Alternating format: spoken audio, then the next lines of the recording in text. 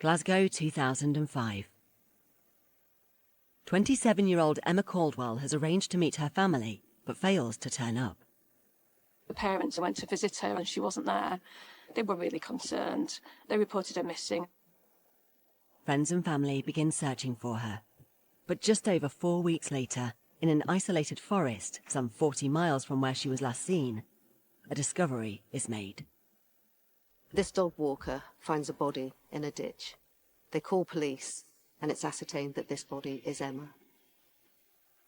A murder investigation was set up, which consisted of about 50 detectives. The police were taking this seriously. They were putting the resources in to try and solve it as quickly as possible. Police are now under tremendous pressure. They are desperate to get this dangerous man off the streets. He was frightening, he was terrifying. This man is a stalker, he is aggressive. The hunt for the killer of Emma Caldwell would become one of the longest-running cold cases in recent history, leaving the Glasgow community terrified and vulnerable. Women in that area were terrified of encountering him. They were terrified of going out onto the streets because of this vicious individual. This is just someone who is violent towards women, who wants his way with them. A full 13 years pass before the cold case file is reopened. Emma's family are desperate for news, desperate to find the monster that killed their daughter. The police, they're able to identify the man that they believe is a suspect in this investigation. They believe that he is Emma's killer, and this time they're going to get him.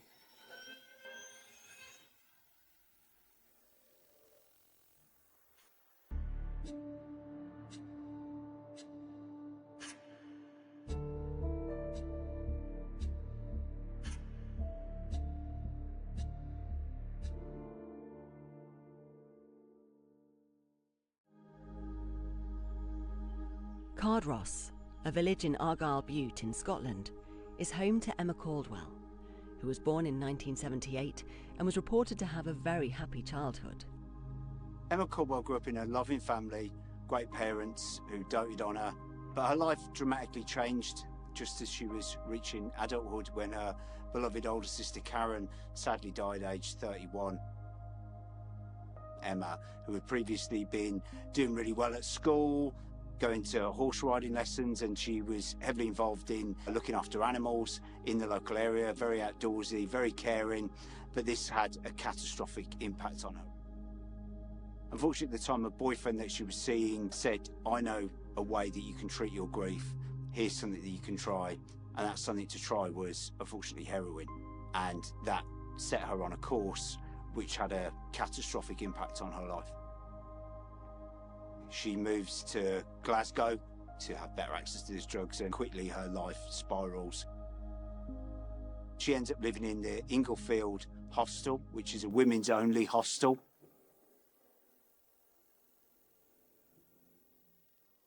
Heroin is a massively destructive drug. Once they try it, they very much want to try and recreate the high that they get from heroin every time they try it.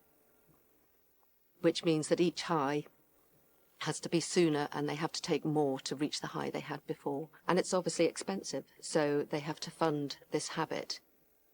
Unbeknown to her parents and unbeknown to her family, tragically at this point, Emma begins to support her drug addiction with sex work.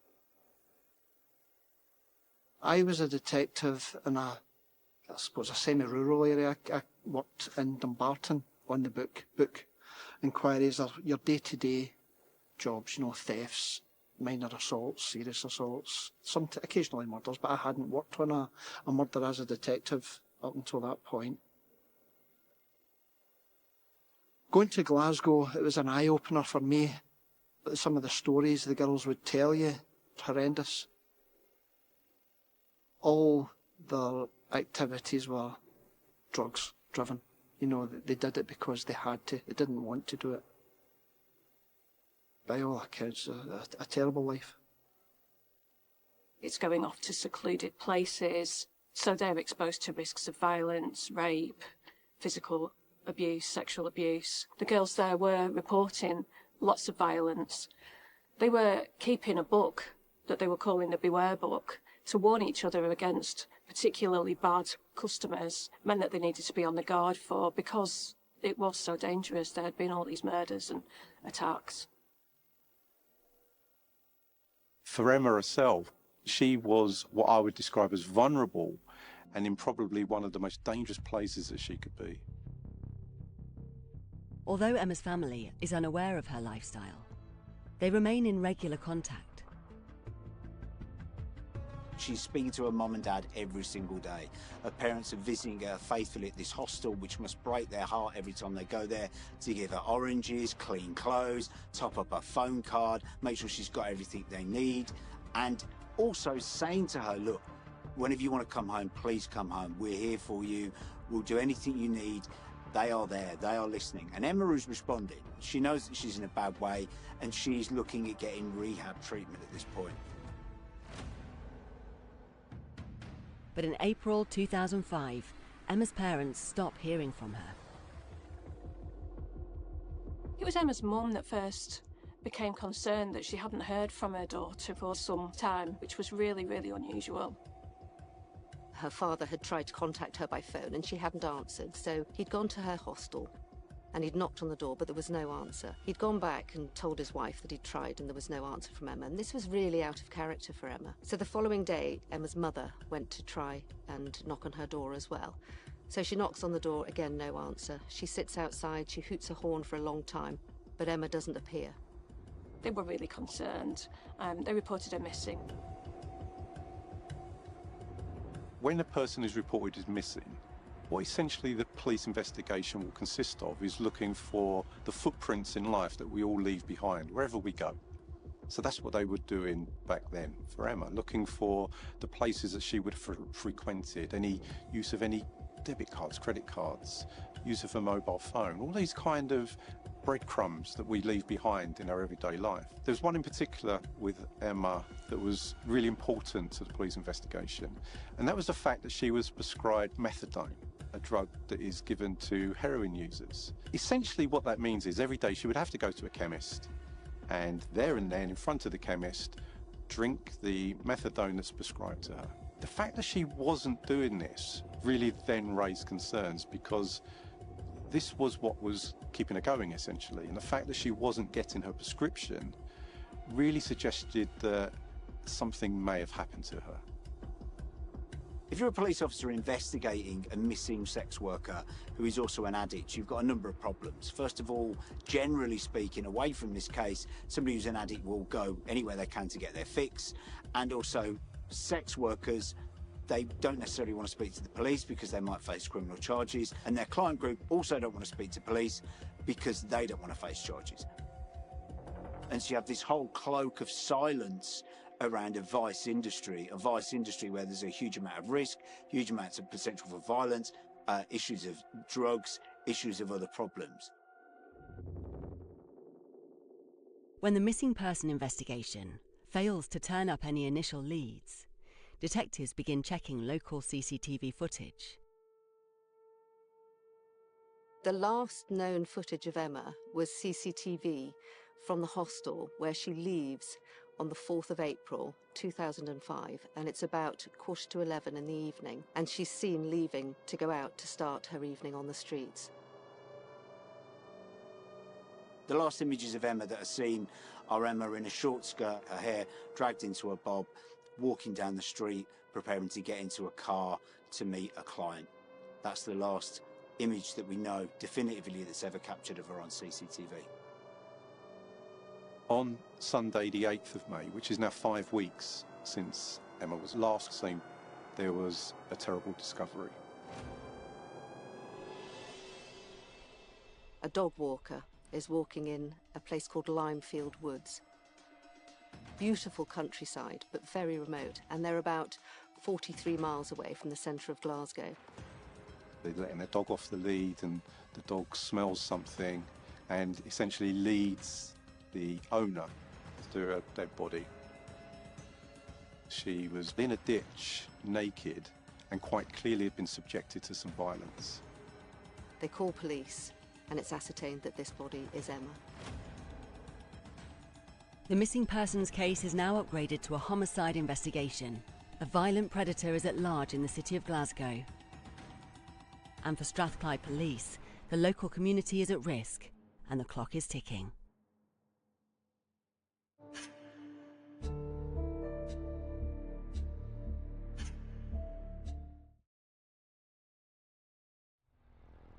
On the 8th of May 2005, the body of 27-year-old Emma Caldwell has just been discovered in the remote area of Limefield Woods in South Lanarkshire, 43 miles south of Glasgow.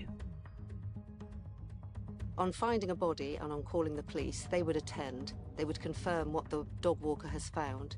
They would then cordon off that area, and you would have an inner cordon and an outer cordon. Only people that would then enter the crime scene are those that are wearing what we call full barrier clothing. You'd have seen them in the white paper suits and the masks, overshoes and gloves, so that when they go into there, they're not going to be interfering in any way with the evidence. And they would then be looking for any forensic clues, anything within that crime scene that could give a clue as to who the person is, can give a clue as to how they got there and how they died, and also who killed them.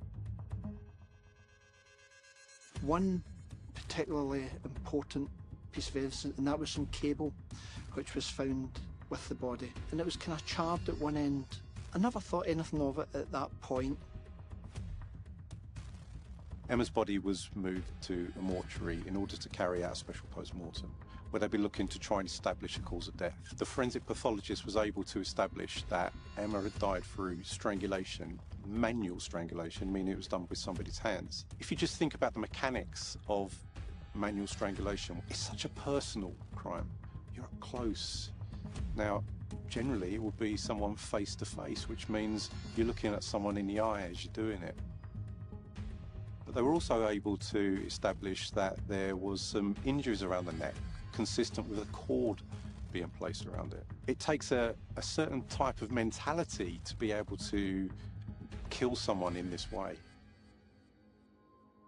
Having identified the body to be that of 27-year-old Emma Caldwell, police now turn to Emma's parents to confirm the news. As a police officer, you give people what we call a death message, and you have to do it fairly often. But you know, it never gets easier. A really brutal thing to have to do, but it needed to be done face to face, and Emma's parents needed to know as quickly as possible.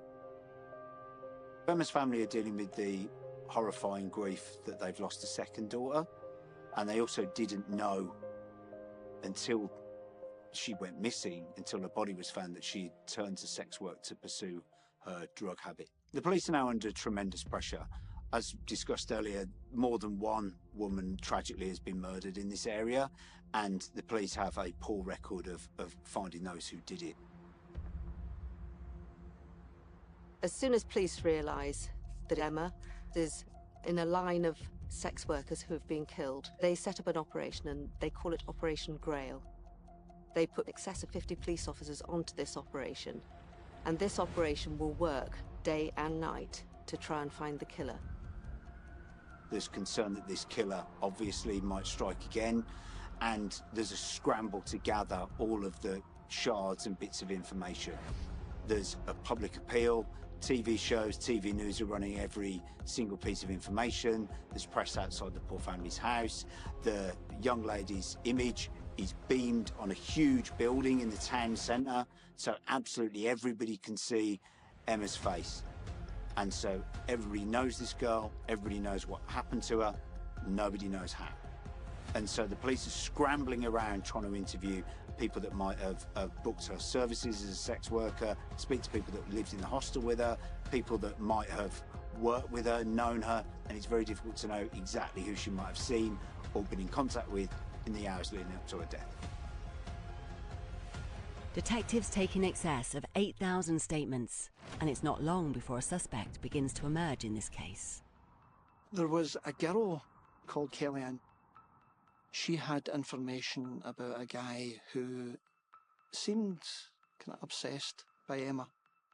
She recalled one incident that this guy approached in the van, and Emma's immediate reaction was, "Oh no, not him.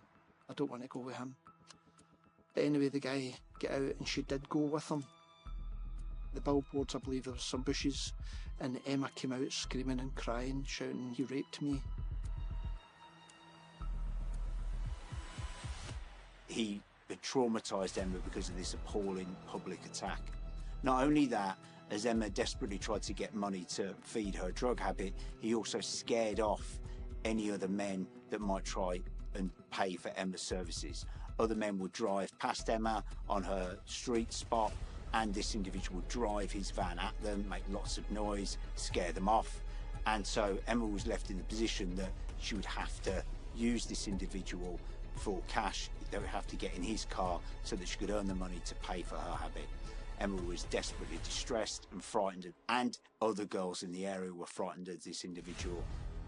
Surely the police should be looking at this individual as #1 suspect. I took a statement from Kellyanne. She described this guy. She talked about his height, she talked about his build, he looked kind of muscular. He had dark hair, she described his tattoos, she described his jewellery.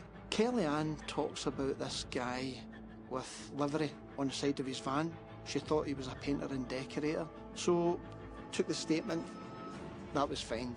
But we're heading back to the office and we got information that there had been a guy called Ian Packer stopped in a van, been driving around the area that Emma worked. We got the details of this guy who had been stopped, and information came through that he had been quite hostile in his opinions of prostitutes. The cop that had spoken to him at the time had asked him, "Have you ever been up here? Do you ever use prostitutes?" And his reaction was quite, "No, I've never used prostitutes, hate them." Despite his repeated denials of soliciting sex workers, police grew increasingly suspicious of Ian Packer. His van was similar to the vehicle described in the witness statement. We got his address and arrangements were made for him to come to the police office to be spoken to. The following day, he attended and he was exactly as Kellyanne described. Same height, he had a kind of swarthy kind of look. He just come straight from work, so he was dressed in his work clothes. I was, even at that point, although I hadn't been a detective for that long, I had been interviewing people for a long time. I used to be on a dedicated prisoner interview team, so I would interview dozens of people every day. And you get a feel for it when people are sort of trying to ingratiate themselves with you. They use your name too much. They're overly friendly. This was what Ian Packer was doing. Ian denies ever having visited sex workers. No, absolutely not. I don't visit sex workers. Emma Caldwell? No, never heard of her. Never seen anybody or heard of anybody called Emma Caldwell. So although Ian Packer denies any responsibility or even knowing any sex workers, one of the police officers working on the case recognises the wire that was found on Emma's body. I used to be a neon draftsman. For some reason, I thought of the cable. And I thought the cable burnt at one end. Could it be that that piece of cable had been used for something other than its original purpose? Could it have been used to repair a sign? And the voltage of the sign was too much for the cable? In the case against suspect Ian Packer, a signwriter by trade, the evidence is mounting, but detectives do not have enough to retain him in custody, and he is released. Undeterred, Stuart Hall and his team continue to build the case against him. We were instructed to seize Packer's van, so we went to his home address. It was pretty late on, and forensic suits on, you know, the paper suits and boots and masks and hoods, and we seized his van and took that back to a secure lockup at Paisley Police Office, where that was to be forensically examined. So you would look for things like soil samples, body fluid samples, anything at all which may connect him with the murder. They take a photograph of him, and then they put this photograph into an album of 11 other men who are similar in age, looks, and they take it to the girls out on the streets. And they were asked, "Is there anyone within these photos that you recognise?" And they said yes. What had this man done? Well, he was the man that was harassing Emma.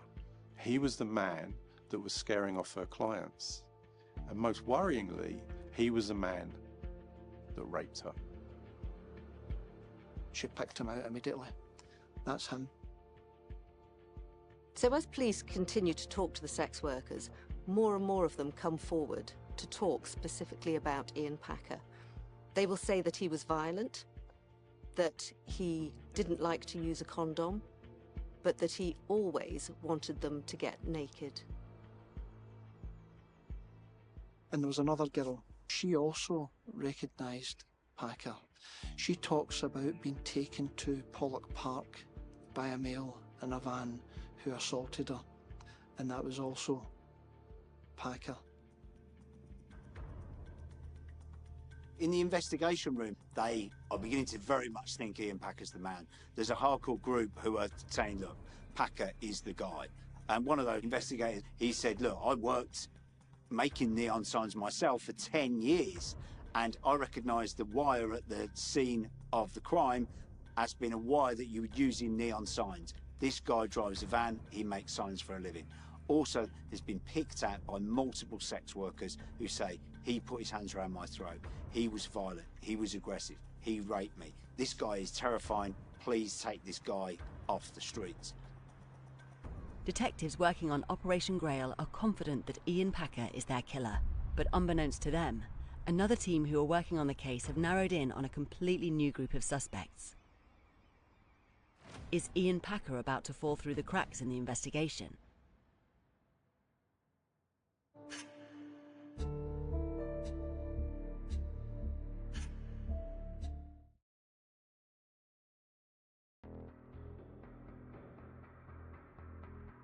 Detectives are closing in on sign-maker Ian Packer in the murder case of 27-year-old Glaswegian local Emma Caldwell. But as they're about to make an arrest, they are ordered to stand down. Another team has zeroed in on a group of men that they are convinced are responsible for Emma's death. Emma Caldwell, the night she went missing, at 11:20 that night, she received a phone call to her mobile phone, 70 seconds long, and it was from a Turkish man. This individual then left the country shortly after Emma went missing and Emma's body was found. He was arguably the last person to see Emma alive, as far as they know, and so they start piecing the case around him.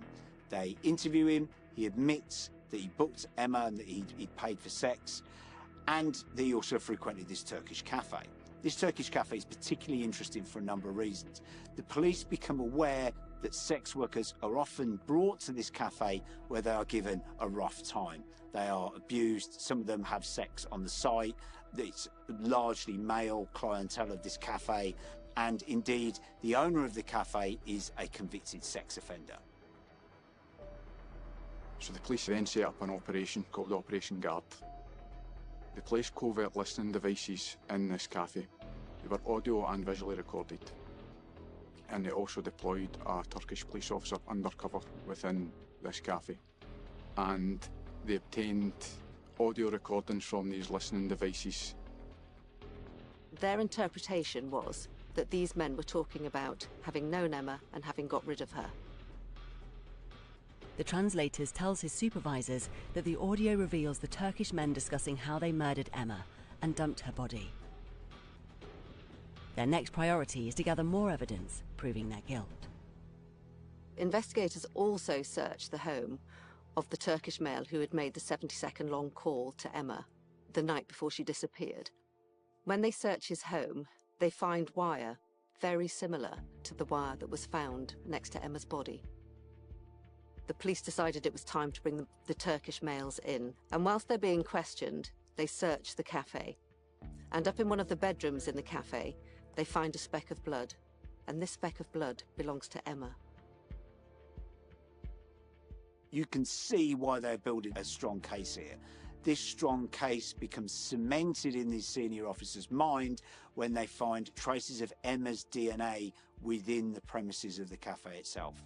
You now have Emma in the cafe, you have sex workers saying that they've had rough treatment in the cafe, you've got a guy who's previously attacked women running the cafe. DNA appears on the face of it to be an open and shut case. In murder inquiries, it's not the case. You have to explore every possible reasonable reason to explain the presence of that DNA. And the fact that the police had information at the time that numerous prostitutes were frequenting this cafe, they had to take into account that there could have been a reasonable explanation for Emma's DNA being within this premises at that time, and it wasn't entirely sinister that it was there. Tensions surrounding the identity of the killer begin to fester among the police officers. The original investigators on Operation Grail still have their suspicions about Ian Packer. It was kind of like the rug had been taken, because the other detectives who were there was a kind of attitude like, we know, and we're, you know what? What do you know? Tell us. I've still not heard a connection with the deposition site. I'm not hearing it that's given me hope that what I've found is wrong. At no point in this inquiry did I hear anything that bettered what I had found from Packer. The connection to that site was he was a sign erector. In my experience and my knowledge, sign erectors have an almost encyclopedic knowledge of the highways and byways of the country. They're like taxi drivers on a bigger scale. They'll know all the shortcuts and they'll know all the roads. But perhaps the most telling thing was meeting Pauline McGaughey. She was another drug user and prostitute. We met with Pauline in February 2006 with her boyfriend in Glasgow, and took a statement from Pauline, and she talks about a male in a van who assaulted her. Police accompany this woman to the location of the assault. Shockingly, they are led to Limefield Woods, the place where Emma's body was discovered. She's telling us how Ian Packer, who she had identified, described his van, everything else, made her strip naked, made her turn off her phone, and he demanded that he wanted sex with her. And while he was doing that, he was choking her. She didn't want to strip completely. She says, I still had one leg in my trousers. I'm there and I'm looking. Across there's where Emma's body's found. The chances of two people going to the same place for the same thing. He's made her strip naked, turn off her phone. He's choked her. Emma was found naked and we believe she was strangled. How is this not connected? Still stand by that. Absolutely. So I'm thinking, up until this point on the inquiry, I haven't heard any connection with any of the Turks to Limefield Woods. I'm keeping an open mind, but I've not heard anything that makes me think, oh, no, right, okay, Packer. Maybe not. However, I can't say the same with my colleagues. And it's like everyone's head's turned. This is it. This is what it is. Packer, it's not Packer. And I was actually ridiculed a couple of times by colleagues. Come on, Stuart, it's not Packer. They obviously know something that we don't. And I think, well, I've not heard it yet. Despite the lack of evidence tying the Turkish suspects to the crime scene where Emma was found, police think they have enough evidence to charge them, the strongest piece being the audio recordings. So following the arrest of 4 Turkish males, their defence says that they want the tapes that have been gained through the covert surveillance, they want them translated by a proper translator. It turns out that originally these tapes were translated by a police officer who was Turkish, but only had a small grasp of the Turkish language. So they asked for them to be translated properly. When they take it for a second opinion, these translators just say, this is not what these tapes are saying, this evidence proves nothing. And at that point, the case against the Turkish men falls apart. The case against the Turkish men was dropped in 2008. By this point, Strathclyde Police have spent £4 million in the Emma Caldwell murder investigation. The case goes cold. Emma's family, desperate for news to catch the monster that killed their daughter, put him behind bars, stopped getting regular updates from the investigation team.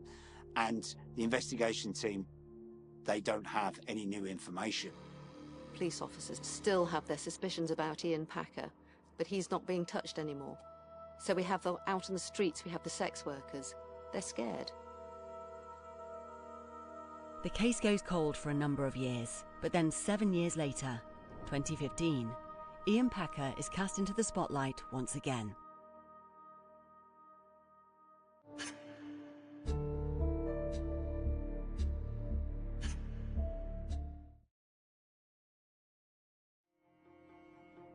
After the most expensive murder inquiry in the history of Strathclyde Police in 2008, the investigation into 27-year-old Emma Caldwell's death collapsed after the case against its prime suspects, a group of Turkish men, fell apart.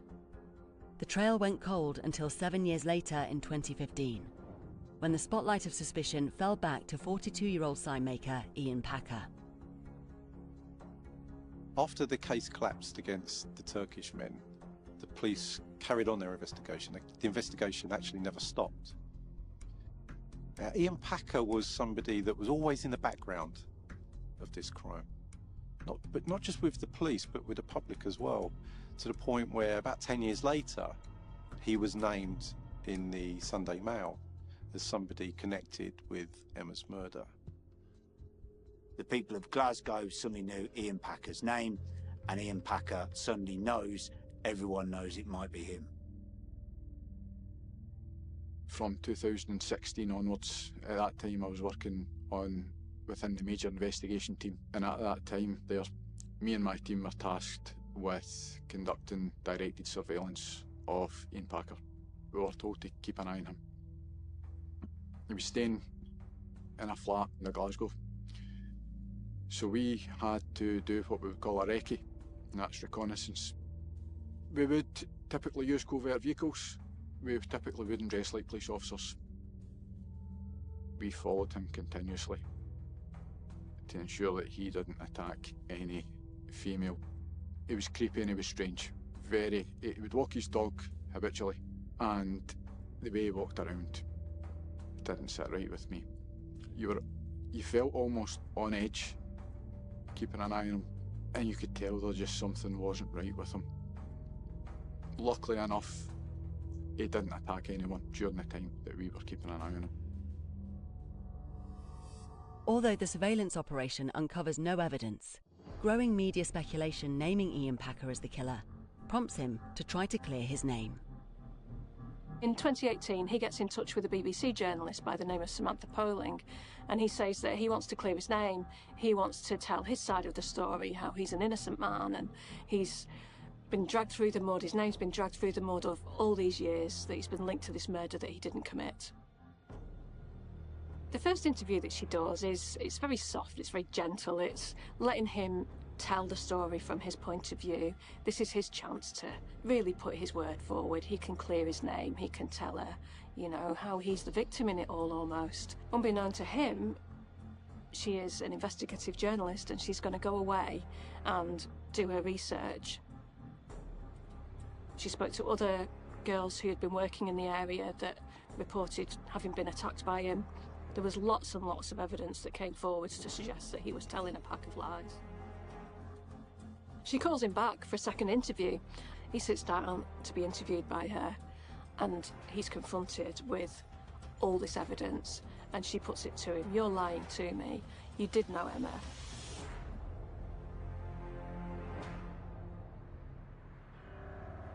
You took Emma to that secluded location. You'd met with her very regularly. You were obsessed with her. And the colour's draining from his face. He was not expecting this. And his back's against the wall. He's stuck. He can't. He continues trying to deny it. Why would I? Why would I have come to you with this story if I had done all of this? But she's got it. She's got him.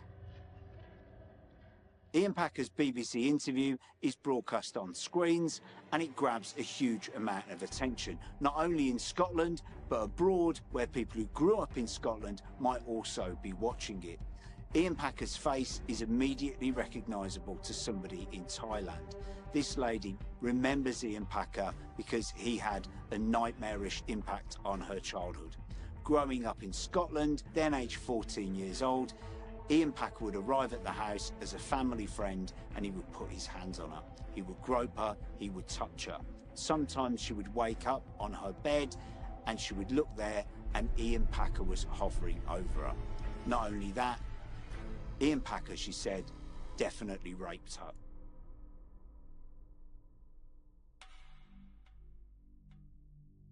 Due to some brilliant journalism and the doggedness of this journalist, Samantha Poling, the police reopened the investigation. They believe that Ian Packer is their man who had murdered Emma. And this time, they're going to get him. They go back and they talk to the victims from the first time round. They talk to them again, they restatement them. But of course, initially, the actual police on Op Grail had done a really good job. They knew they had their man. They were just told to leave him alone. So all that information that had been gathered then was still there. Together with the new information that the police had and the information that Samantha had given them, police were able to charge Packer with the murder of Emma Caldwell. At this point, but I had retired a couple of times. I was determined not to go to court. I had such a hatred for the police because of this case. I wasn't going to be one of them. But I was happy to do my best to put Packer away, because even after all these years, I knew it was him. Ian Packer stood trial in January 2024.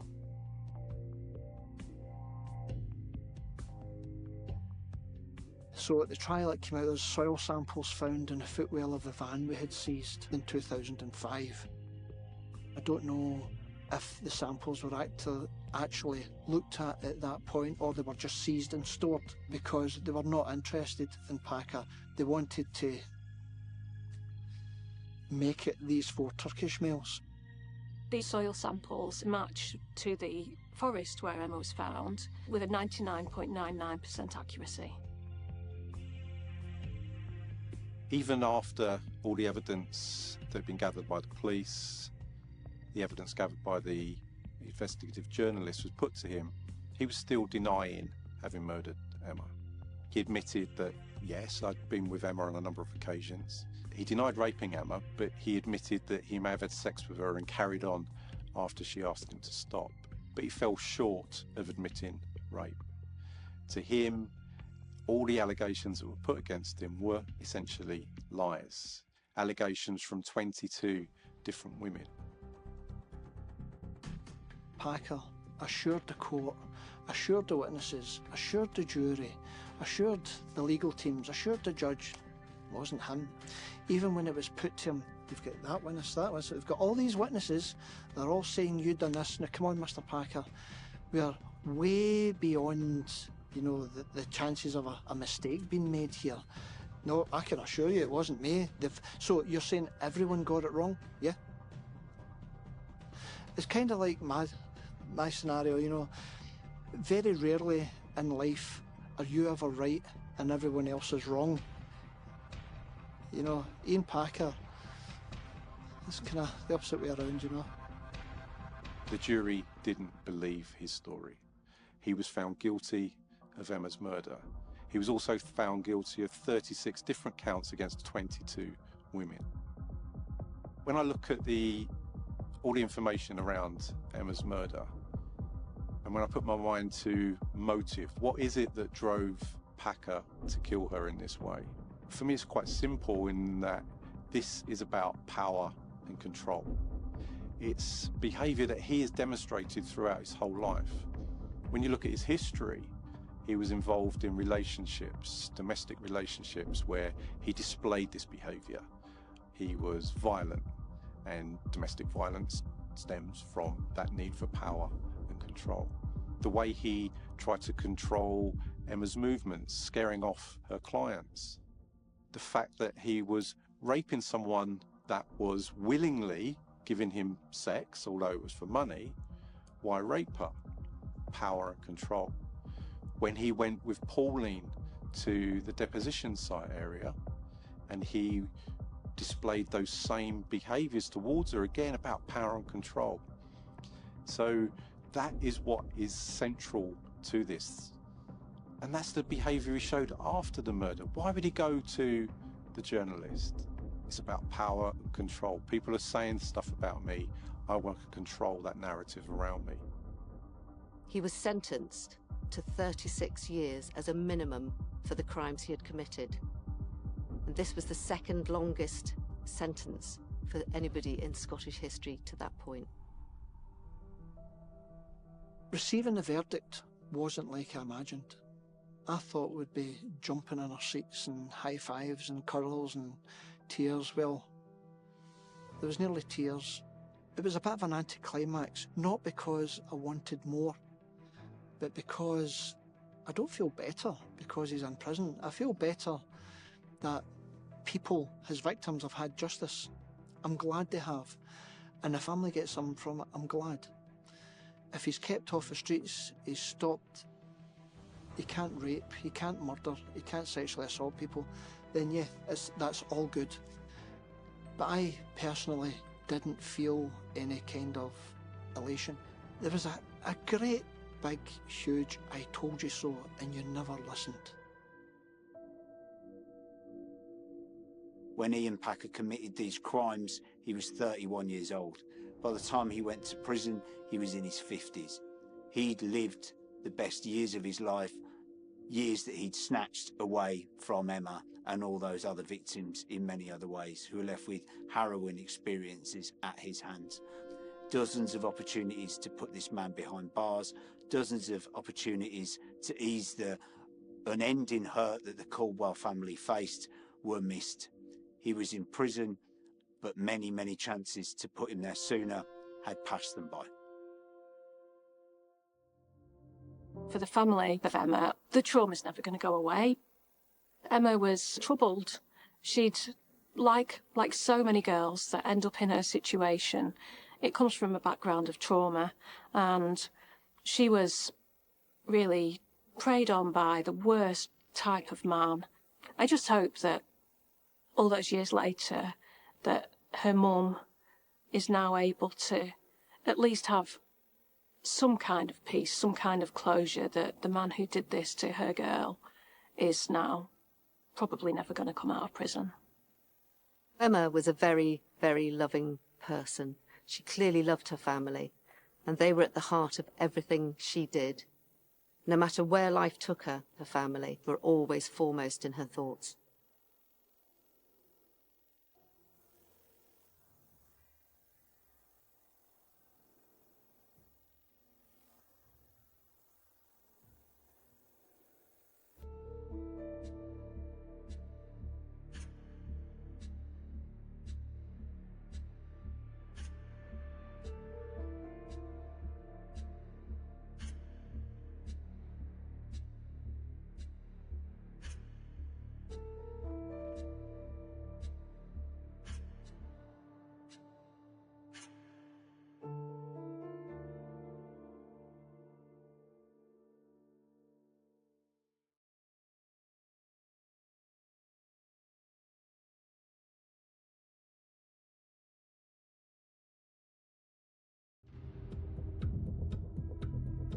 Salisbury, 2001.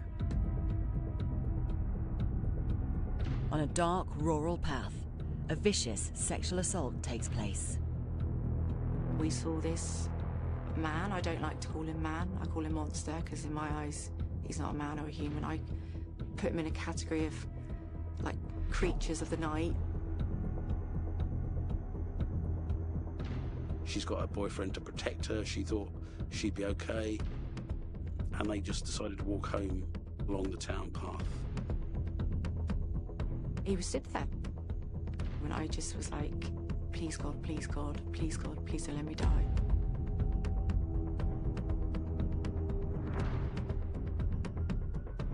The police in this case were pretty convinced this can't have been his first of offence, so therefore his DNA is going to be in the database.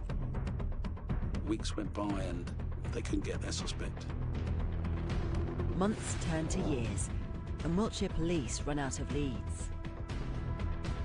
I lived in fear, I couldn't be in the house on my own. To think he's going to come back and kill me was quite scary. I'm really passionate about cold cases because that trauma they must have been through never went away for Steph and Adam. We're looking for any suspects, and so get a list of thousands of names that could be linked, but you're really looking at those that are at the top. And one name particularly stood out. They know where he lives. They decide, we're going to get him dawn raid. Was he on to them? When they turned up to arrest him, he wasn't there.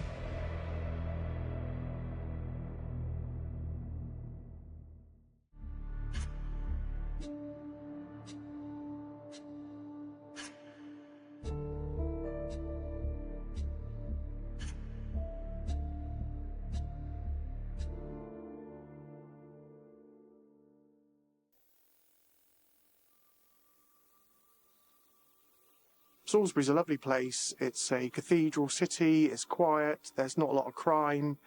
It's normally a safe place to live, not much going on. I dare say it's quite like sort of posh-ish because it's got a cathedral. I would class it as quite a safe place to live. You would expect to get sort of low-level burglary, car theft, drink-related incidents on a Friday, Saturday night, occasional punch-up. But sort of serious sex assaults would be relatively rare. On the cold night of Sunday, October 7th, 2001, in the shadows of the cathedral, a horrific incident occurs. As you leave Salisbury city centre and you head towards East Harnham, is a suburb about 2 or 3 miles away, there is a path that cuts across which saves you about 30 minutes of walking. It's quite a famous path because halfway along, John Constable famously painted the picture of Salisbury Cathedral. The town path starts in Elizabeth Gardens in Salisbury. It's actually a really lovely place. It's a beautiful walk. Quite open. It's a path in the middle of sort of all the fields, so that's why it's so nice to walk down there because it's quite remote but quite pretty as well. During the day, perfectly well lit, lots of parents, mothers pushing babies, cyclists, runners. Really nice place to walk. At night, it's a little bit more sinister, I guess. It's not that well lit. There's nowhere to go once you're on that path. There's no turnings left or right. It's one long path. That night, a pair of local teenagers were on their way home from a night out. That particular night, I was with my best friend and she was with her boyfriend at the time. We were together. So Adam and I and her partner. So we were in this pub together. Adam and I decided we wanted to go home. It was quite late. It was sort of getting to sort of 1:30, sort of 1:45 in the morning. And she decided to stay out. We were going to walk home together, two couples, like safety in numbers and all that. And she lived along the road from me as well. But yeah, Adam and I, we left first.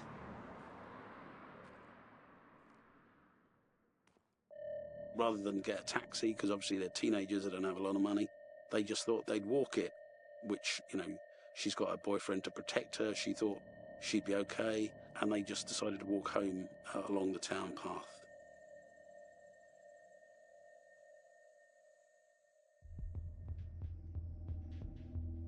So I'd been working evenings in Salisbury CID. We'd finished at 10 o'clock. I'd probably had a couple of pints in the bar. We used to have a police bar. And then I'd cycled back across that path. It was absolutely pouring rain, so I just kept my head down, cycled home because I lived at the end of the path.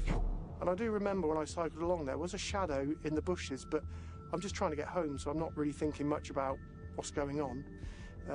The following day I was on early turn, so I was back in at 8 o'clock in the morning, and that's when I first heard there'd been a horrific attack that evening in the early hours on that town path. I went by there about 11 o'clock, and I think the attack took place at sort of 2 in the morning. So he'd been there for some considerable time, waiting to attack someone.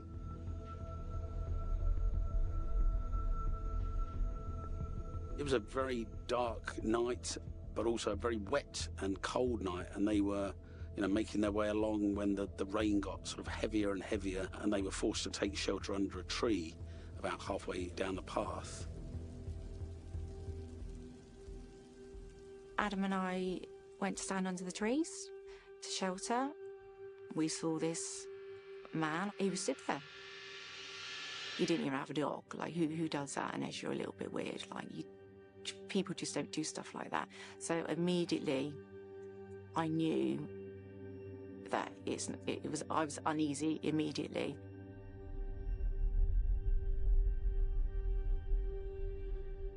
I sort of panicked and I said to Adam, we better go, Adam, because my dad's meeting us halfway along here in a minute.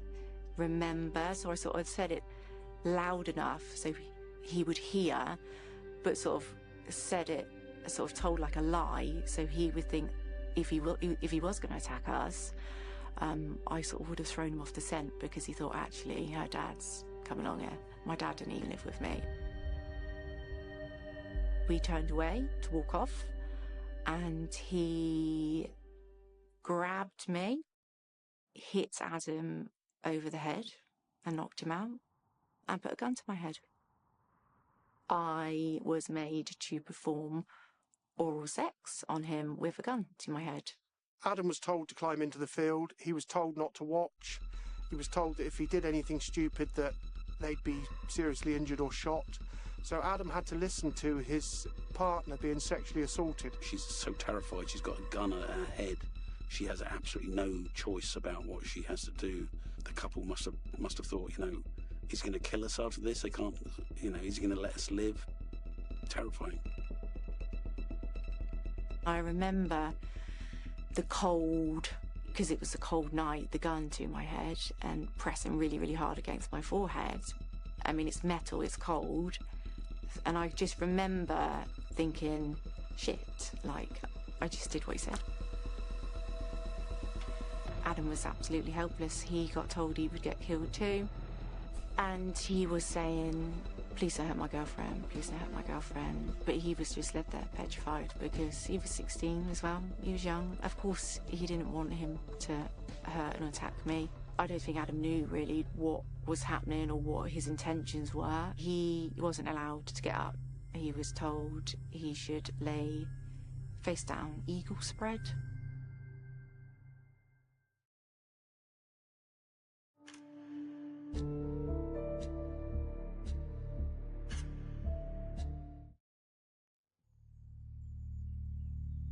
Salisbury, Wiltshire, 2001. Whilst on their way home from a night out, 16-year-old schoolgirl Stephanie Rudd and her boyfriend Adam Underwood have been apprehended on a deserted footpath by a man with a gun. Adam is made to lie down and look away, whilst the unknown assailant forces Stephanie to perform oral sex on him. Do you know what? He was actually quite calm. He wasn't shouting. He was sort of keeping his voice down a bit, but aggressively calm. So with anger and you do what I say in his voice. Yeah, he was scary. Very scary indeed. Adam was obviously struck with fear, and he just lay there. He was just too scared to get up. As a young girl, to do something like that is obviously pretty disgusting. And yeah, I remember spitting out his semen in my hand and wiping it down my trousers. But I don't think he knew that's what I had done, because he said, would you like a tissue? Would you like a tissue? Would you like a handkerchief? She wipes them on her leg to preserve evidence. This shows that even in a really distressing situation, Stephanie was thinking. She was thinking she wanted justice. Afterwards, he made me feel like he didn't know where he was. And I remember trying to be really helpful to him, trying to give him directions, because he was lost or not from around here. I based him to be Scottish because at that time, I honestly thought that was where he was from. He spoke in a slight accent. They've both been brought up in Salisbury, so they're not that familiar with other accents in the country. And he also asked for directions. He asked for directions to Wilton Road, which is one of the main roads leading out of Salisbury towards sort of Bristol and Bath. He continued to grope me, put all his hands down my top and everything, probably getting his last kicks in. He's let them live, but he tells them not to move until he's gone. And he sort of slowly disappears into the darkness.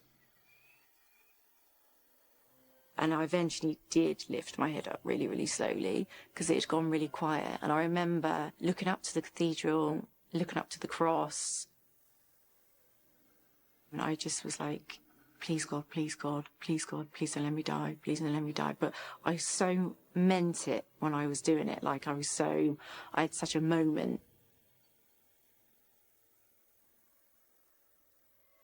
He did say, if you tell anybody, I will come back and kill you.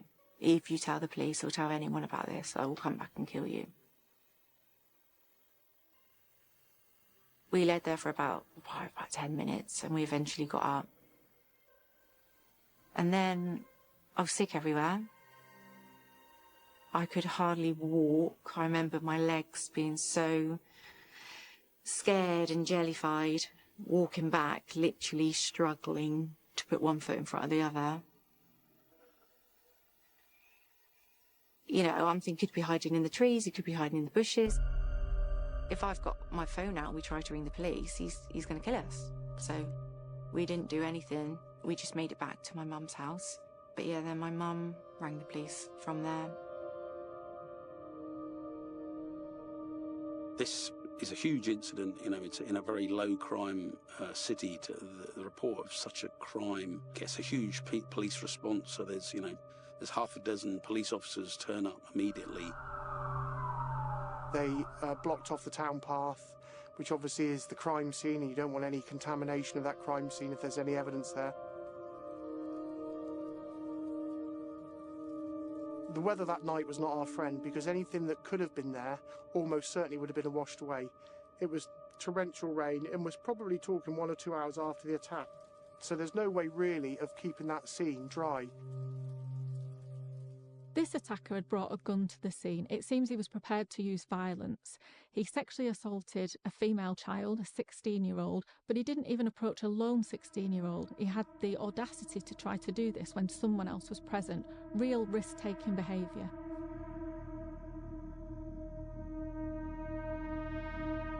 The first thing you want to do is find out the story from the victims, their account. Do they know the attacker? If this is a stranger attack, this is going to be really serious and really going to affect the people of Salisbury. So the sooner you can catch someone, the safer you can make people feel. They're only 16 years old, so you want to see whether you can pick them up on CCTV. Can you see whether they've been followed?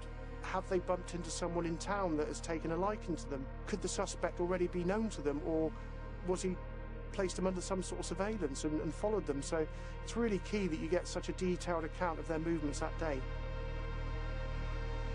Wiltshire police need to act quickly to secure any evidence that might help identify the attacker. Steph provided her clothes, which were seized, bagged up safely, so if there was any forensic evidence attached to that clothing, we'd have a good chance of recovering it. They obviously fast-tracked this DNA test on Steph's genes, and it comes back quite significant. It comes back with a single sperm head. So we were surprised because we knew a little bit about DNA and semen, and normally there's sort of 1 million+ sperm heads that are released. So to find one single one, we wanted to ask those questions as to what did that tell us about this individual. And it could be one or two, or probably three things. One is he was a frequent masturbator and his body wasn't able to recover quickly enough to produce sperm. 2 is that he could have had a vasectomy and what he'd released was a post-vasectomy sperm. Or 3, he wasn't able to produce sperm naturally anyway, so he probably wouldn't have had children and things like that.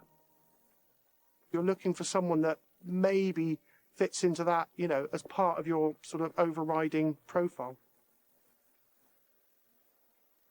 The police in this case were pretty convinced this can't have been his first of offence. He must have committed other sexual offences, so therefore his DNA is going to be in the database. So DNA is made up of sort of 20 strands, and we had 17 strands, so we were very close to a full profile, which was able to be searched on the National DNA Database. So you're very excited thinking, once they run this through, the chances are it's going to print out a suspect on the end of it, and this case will be solved really quickly. There was no direct eyewitness, there was no CCTV of the crime scene or nearby. The police knew that they needed a lot of help from the public, so they immediately went to the local press and local TV as well to get, you know, appeal out, to get that photo fit out there. We wanted this person caught as soon as possible. This was a really dangerous man, and committing this type of brazen attack, what would stop him doing it again, or, you know, even something more sinister? So the media were definitely keen to be involved. And also for Salisbury, this is something that doesn't happen. So this crime, you know, sort of struck at the heart of the community, and everybody was talking about it. Everybody was guessing who it could be. You know, we were getting names thrown into the incident room. And the police were hitting it as hard as they could. They were doing regular swabs of young men or all men in Salisbury, which is quite a small town, so you're eventually going to get a large percentage of those. They thought they must be able to get him by doing that, but you know, the weeks went by, and whether he deliberately was evading those swabs and those, you know, knew what was going on, but they couldn't get their suspect. The police launched a massive inquiry. Over 1,500 people were questioned in relation to gathering information to help the police.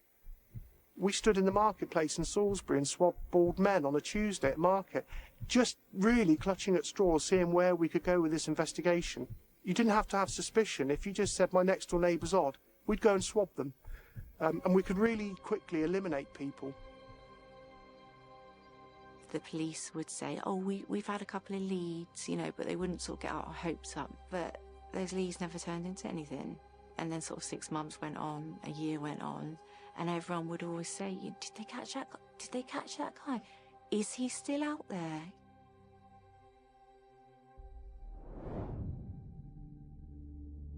Disappointingly, but naturally, after about sort of a year, you run out of lines of inquiry, and so you have to go and see the victims then and say, look, as much as we've done, we haven't caught anybody. We won't forget about this, because that DNA profile will remain on the database, so at any given time we could have a suspect thrown up, or there'll be advances in science that allows us to revisit it and do something more clever.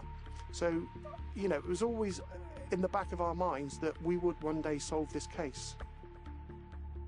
The police put out flyers. They went round to, this is old school, like back in, it's like 24 years ago now, so everyone had something through their door. It went on Crime Watch twice in 10 years, and nothing at all. The case against the unidentified sexual attacker in Salisbury goes cold, but Detective Superintendent Sean Memory couldn't give up on the case. Not only that, but advancements in familial DNA testing were about to blow the case wide open.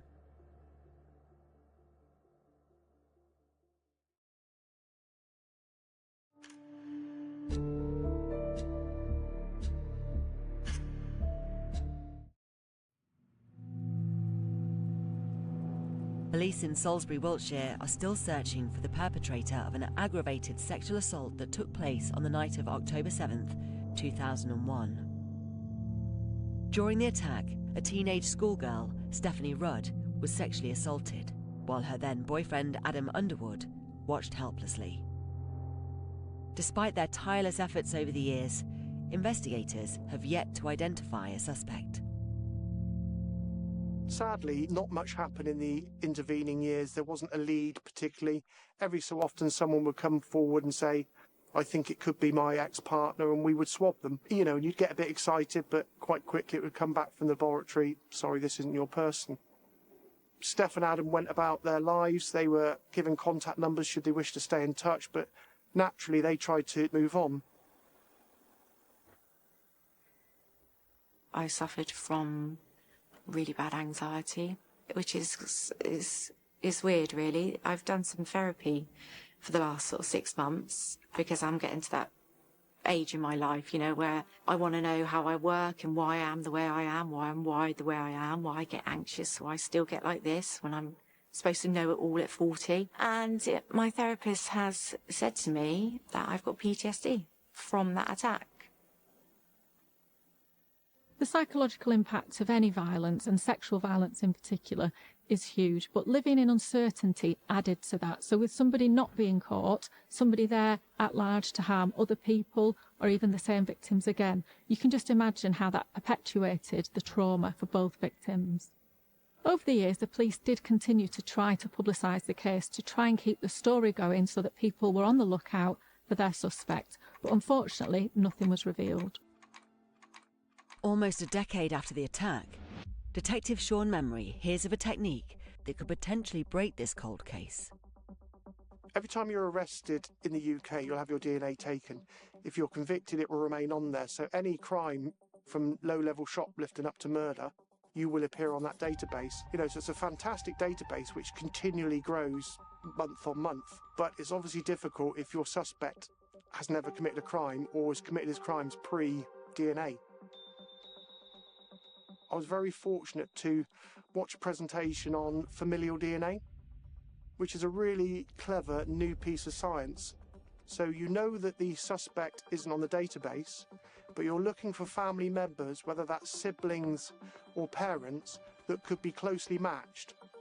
Because we all share DNA and share some similarities, but siblings and parents will share much more. So you can look at the database and see whether it throws up anybody that looks fairly similar, and that will narrow down your search, and then you can do family trees and then go and swab some of the right people. We'd visited rapists, sex offenders. Each time you raise your hopes thinking, this is going to be the one, you know, this could be our hit. You have to let the science do the talking. But I get that response saying, I'm ever so sorry, it's not him. I lived in fear. I couldn't be in the house on my own. Even I would get in my car at night, check the boot, check the back of the seats to make sure no one was there. I knew no one was there because I checked it myself. But I would still drive petrified of the dark, of people behind me. So to live for 10 years like that, to think they're gonna come back and kill me was quite scary.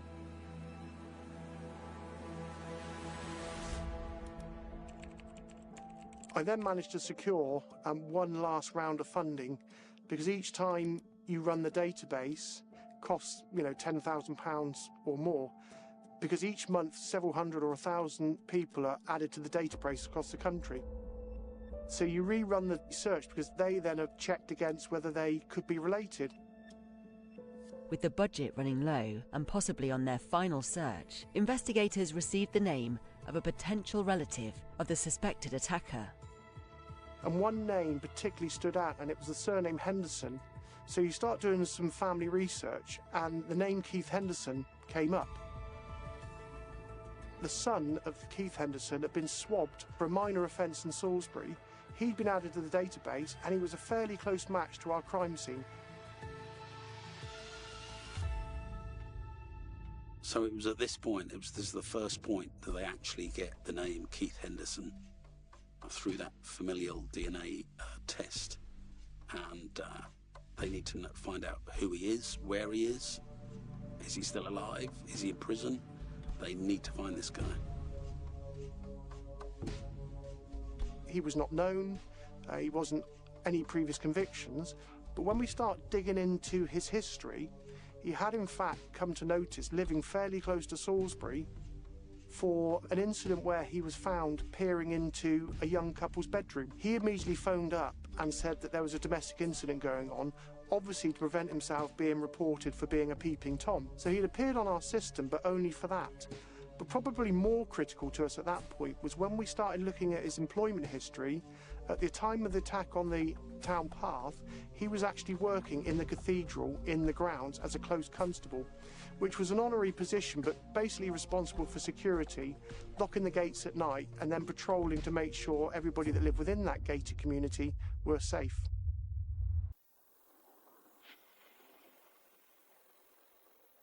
Eventually they track down where Keith Henderson is now, and they need a DNA swab off him. They obviously can't go up to him and ask him for it. They don't want to spook him out. They don't want him to sort of go on the run. So they sort of take more covert measures. You know, if he's a smoker and he's smoking a cigarette and discarding it, bingo. I have a couple of operational decisions to make now. Keith Henderson also has a brother, so I can't rule out necessarily that it's not his brother. So do I arrest him and bring him in, swab him lawfully in custody, and then find out it's not him, but it could be a brother, and therefore I've let out that I know it's in the Henderson family? Or do I try and be a bit more clever and do something covertly? So what I did was I sought permission to carry out some surveillance on Keith Henderson. We were going to follow him for a few days and either recover a cigarette if he smoked or swab a coffee cup if he went into town. And about day 2 or 3 of the surveillance, he was acting a bit odd around females, and the team were reporting back that he's odd. You know, he stares at women, but he went into a coffee shop in town and had 2 coffees. When he left, they put a swab around the cup without him knowing. We then quickly sent that off to the lab whilst he's still under surveillance. And within 24 hours, I get the response back that firstly, they've managed to obtain a full profile from the coffee cup, but secondly, that it matches the crime scene for the attack on Steph and Adam. So it's that eureka moment for the police. They get that call from the forensic lab. You've got a match. It's an absolute 100% match. Keith Henderson is your man, and they know we've just got to go and arrest him and bring this guy to justice. Although they are almost certain they will secure the conviction of Henderson with the DNA evidence, Detective Superintendent Sean Memory and his team must proceed with caution. Do I go and tell Adam and Steph now, or do I wait to the point of arrest? That's a really difficult decision because the excitement in me is I need to tell them. But at this point, I don't know where Keith Henderson is, and I don't want to overexcite Adam and Steph if for some reason he's gone abroad for a month, or so I decide not to say anything at that point, but to plan his arrest.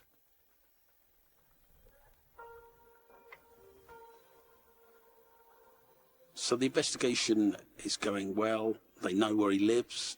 They've been following him. They know what his vehicle is. They trail him. They decide, we're going to get him, sort of dawn raid, knock on the door. If you don't answer, burst in, get him.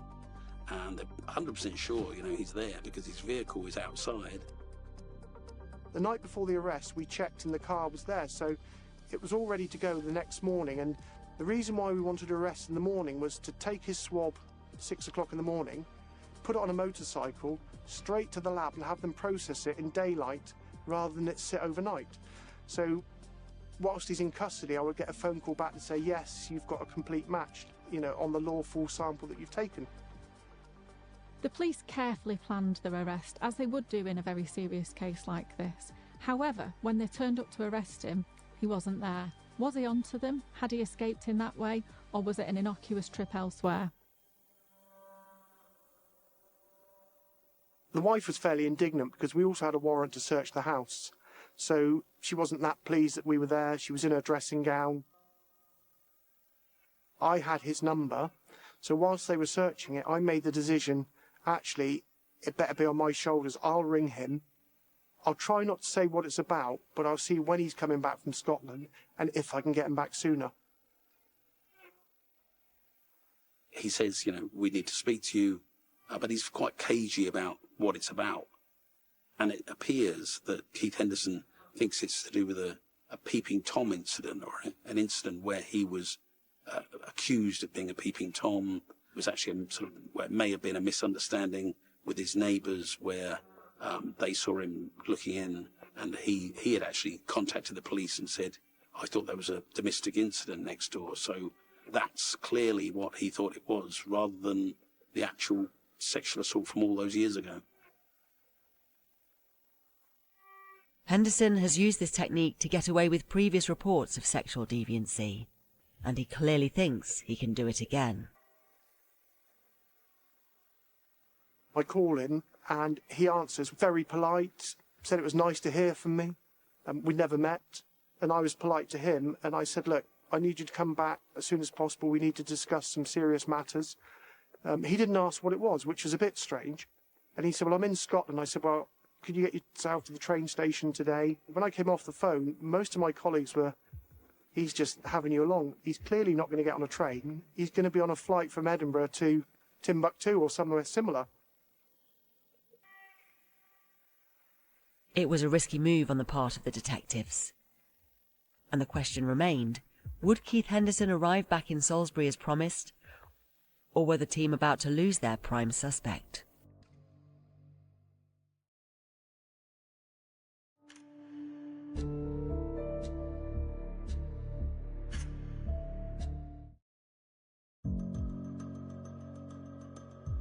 On the 4th of October 2011 in Salisbury, Wiltshire, police are preparing to arrest a man named Keith Henderson for the sexual assault on a then 16-year-old Stephanie Rudd that had occurred in Salisbury 10 years previously. Myself and two colleagues attended the train station at 6 o'clock that evening. I guess deep down I fully expected him not to be on that train, because everything had gone so well in the investigation. I thought this was just the final bit of hassle in terms of finding him. But to everyone's surprise, prime suspect 56-year-old Keith Henderson did appear on the train platform as promised. Rather than do it in front of everybody on the train station, we took him outside, and my colleague then arrested him for what had happened to Steph and Adam. Now, clearly, he had no idea that that's what he was being brought back for, because he went ashen and barely breathed for about 2 minutes, to a point where I said, Keith, you're going to have to breathe, and we were quite worried about him.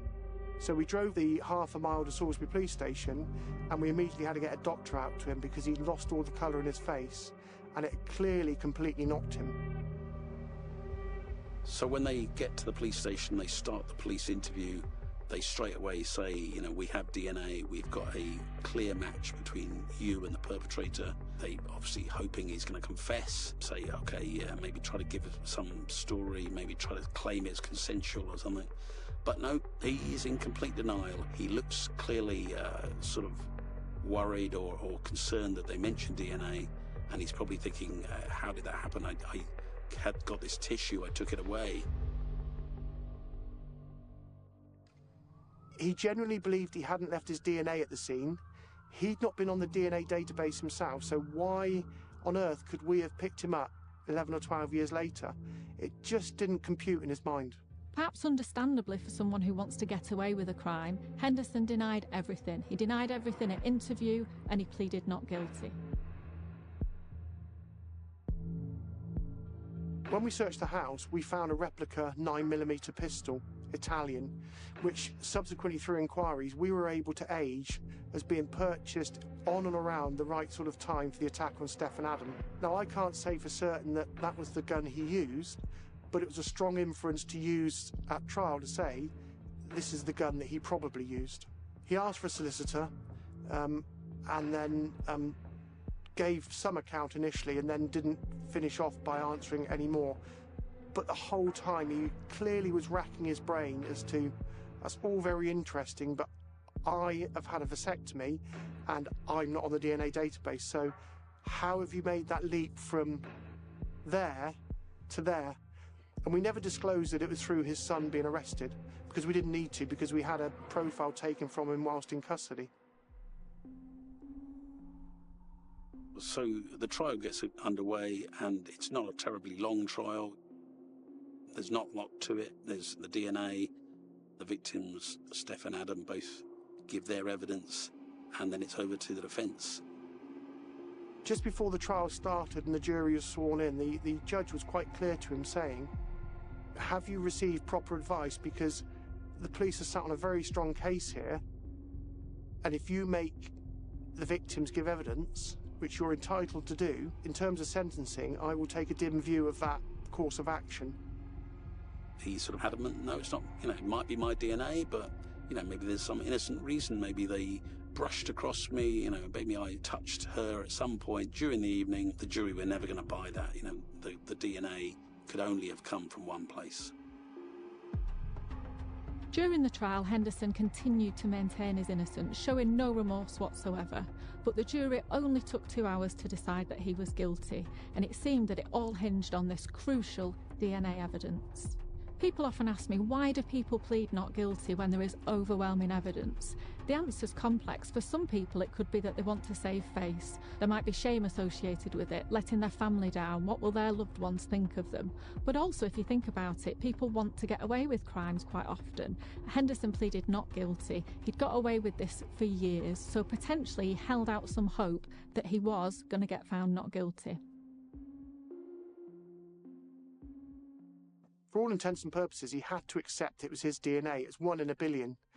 And our barrister cleverly broke that down by saying, when we say 1 in a billion, you take away women from that, you take away children from that. So of a population of 56 million in this country, him being 1 in a billion, there's almost certainly not another match in the world. Henderson was found guilty of assault, possession of an imitation firearm, sexual assault and false imprisonment. He received a 12.5-year sentence and is required to sign the sex offender register for life. This case, it sticks with me because it was local to where I live. It was almost personal. I'd been across that town path that day. And so I had a pang of guilt a little bit, I think, that I possibly seen the offender, but not knowing he was just sheltering under a tree. I had children of my own, and I'm sort of thinking to myself, how does that feel for 2 16-year-olds to lose their innocence? They were just starting off on life, starting to have fun. All the sort of things that we all did as kids, and all of that was taken away by Keith Henderson. He was callous. He showed no remorse. In the time he spent in prison, for the vast majority of it, he didn't admit it until finally he did accept it. He had no care for Steph and Adam. He had a desire to commit a sexual offence, and sadly Steph and Adam were the wrong people at the wrong place at the wrong time. It was like too good to be true, like the relief and the, oh my God, because I expect there were some people who probably, I don't know, not didn't believe me, but because he never got caught or nothing ever happened about it, people make their own assumptions and stuff in life. And I remember one person saying to my mum, is there any chance Stephanie could be making this up at all? Do you know what I mean? I was thinking, do you actually think that I would do that? But I guess if they've not caught anyone, where is he? Where's this man who attacked her? So the relief was, it was a massive relief. It was pretty amazing. We were very, very happy. I mean, I'm really passionate about cold cases because that never went away for Steph and Adam. And if it had not been solved, they'd still be sat there today with different feelings than perhaps they are now. So it's really important to me to, with the advances of science, why not go back and try and help these people? This has lived with them, and it's not closure because what happened and they'll never be able to get rid of that. But they deserve some justice. And to see the look on their faces made all that effort and hard work. We'd worked on it almost solidly for 18 months. A very small team with highs and lows of suspects coming forward and then being eliminated, and leads that don't go anywhere. So to reach that point, it was just so satisfying to see the look on Steph and Adams. You can't bottle that. The key thing about cold cases is that a determined detective will a lot of the times get their perpetrator, because time goes by, people's affiliations change. So some people who might have been protecting somebody will give them up, or DNA sort of advances will come along, not just DNA, but then familial DNA. So in a cold case, any detective taking over that file has to be sort of confident, has to be determined, and hopefully, and in a lot of cases, and thankfully in this case, they get their man.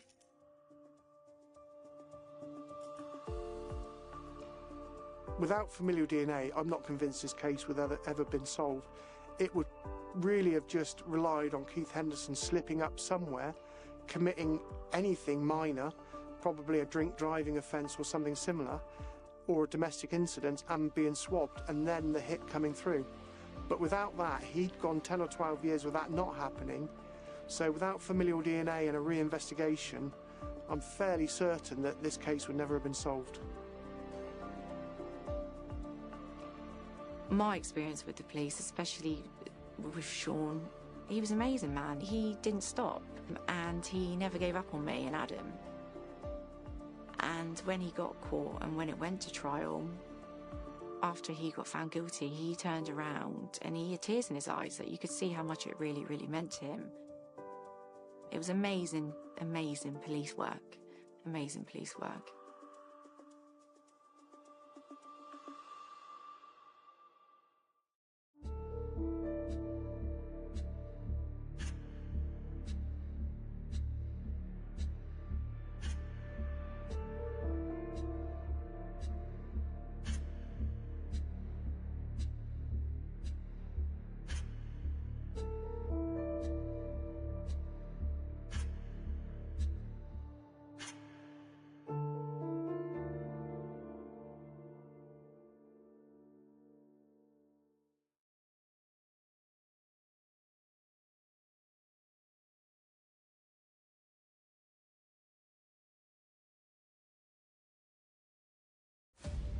Preston, Lancashire. 9-year-old Imran Vora is on his way home from school, but seemingly vanishes into thin air. Normally, Imran would walk home from school with his friends. He said that he wasn't going to walk home with them that day because he was waiting to meet somebody. Alarm bells are raised, and police begin an extensive community search. Just 2 days later, hidden in the bushes of a local park, Imran's lifeless body is discovered by a member of the search party. He has been raped and strangled. He was naked with the exception of a shirt, and he had a shoelace around his neck. People were frightened for their own children when such a devious murderer was on the loose. When nobody knows who's done it, I suppose everybody's a suspect, aren't they? For over 20 years, police continue to try and track down the killer at large. But with minimal technology and no new leads, the case goes cold. Everything that they could have done, they would have done. And they did.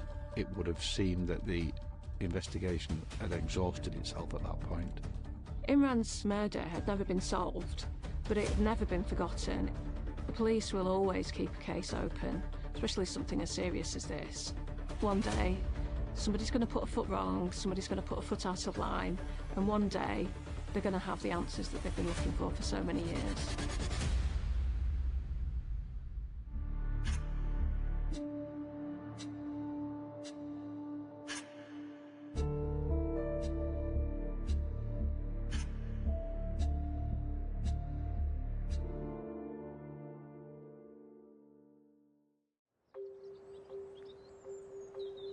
Preston is a historic city located on the River Ribble. It's renowned for its industrial heritage and green spaces such as Avenham Park. The city of Preston is in the northwest of England. It is a city made up of primarily working class districts, and it is a multicultural community made up of different faiths and cultures. Avenham is an area on the outskirts of Preston. It's fairly close to the city centre. It's a very working class suburban area, and there's quite a lot of council housing, tower blocks there. It's very much an inner city type of area. The main focal point of it is Avenham Park, which is an old Victorian park. Avenham Park is a wide open space, lots of greenery, shrubbery. There's an old tram bridge, the river runs through it. lots of pathways that people can walk along. It does attract lots of young people, families going for weekends, joggers, dog walkers, bike riders, all that kind of stuff. It was opened in 1861. It's always been there for the local community, and it did get used by that community. They have events there every now and again, and it is a real attraction for people from the northwest of England, and certainly those that visit Preston.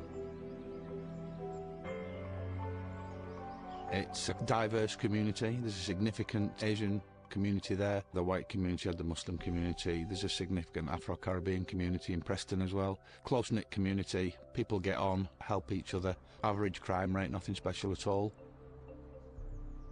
In the 1980s, Avenham was really quite run down. A lot of the old grand houses had been converted into bedsits. There was a little bit of a slightly transient element to the community. It was quite deprived, really. It wasn't certainly the nicest part of town in those days. In 1985, Avenham is home to Imran Vora and his family. He is only 9 years of age. He went to Frenchwood Primary School. He had friends. He was quite quiet and was quite a good boy. Probably wanted to please his parents, and he would go to mosque after school and do all the things that his parents would have hoped him to do. He was a bright young lad and very popular, had lots of friends, but sometimes he could be quite reserved. So all that you would expect of a 9-year-old child, he fitted the mould perfectly.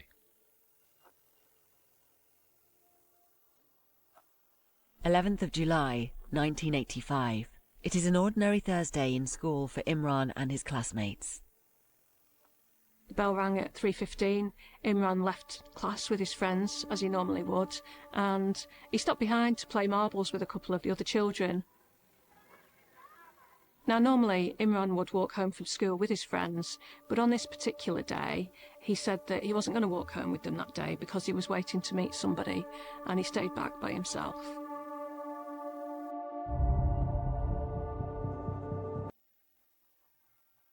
Imran was due to attend lessons at the local mosque at 5 p.m. that evening. Imran, however, did not show up.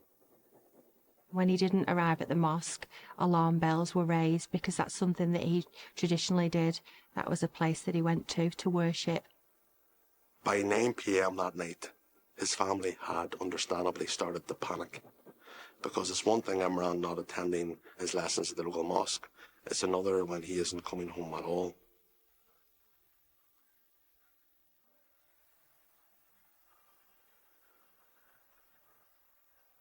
It was at that point that they decided that they were going to call the police and report him missing.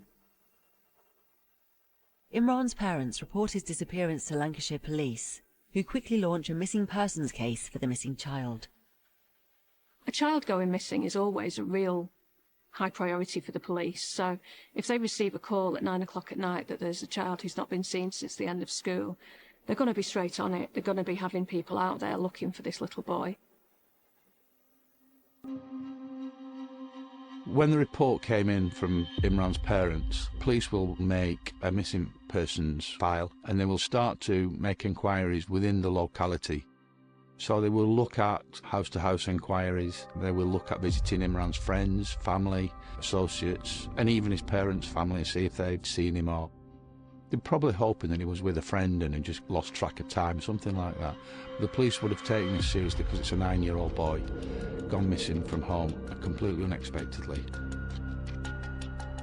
He's very young, possibly very naive, so certainly from a police response it would be, automatic. If we got a call these days, and certainly back in the 1980s, it would cause masses of concern. It would be very much like all hands to the pump, whatever resources that we could use to go and find that little boy. The very next day, Friday the 12th of July, a full-scale search takes place. Straight away, this investigation and search is taken extremely seriously.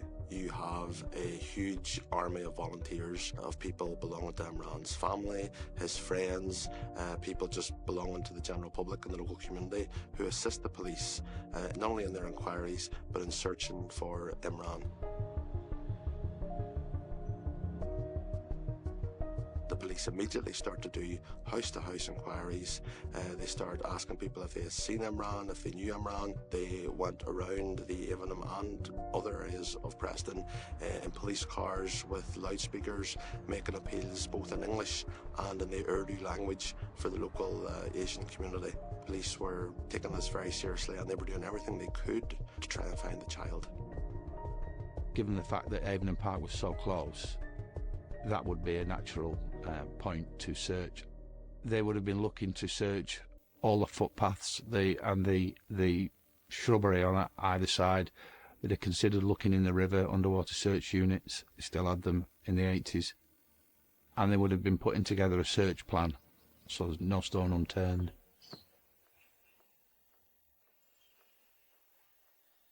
Like a lot of children in that area, Imran loved Avenham Park. It's a really great bit of outdoor space. There's lots of little hidey places, loads of places where you can play, and he used to like to build dens in the park. He had quite a few dens in various little spots around Avenham Park. The police would have organised the searchers amongst lines of people, and they would have been tasked to slowly and diligently make their way through the park, and they would have been looking for any clue, any detail, anything that could be related to Imran. It could be a piece of discarded clothing, it could be something belonging to Imran, it could be something belonging to a child, something that may be relevant. The search for schoolboy Imran Vora continues until darkness, and then begins again at 5 a.m. the next day. Just 40 minutes later, a community searcher makes a grim and tragic discovery. One of those community searchers found Imran in some undergrowth in what was one of his dens. The missing persons case is now tragically ruled a homicide. Investigators begin to process the scene, hoping to collect any evidence that may point them in the direction of Imran's killer. With a deadly and dangerous predator at large, they need to act fast in case the killer is planning to strike again.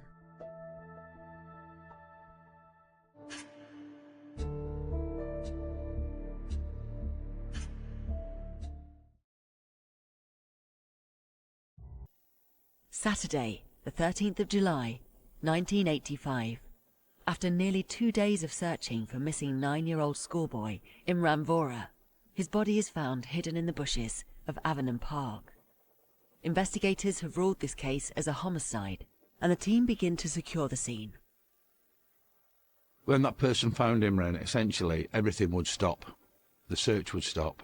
They would record the names and details of everybody on the search.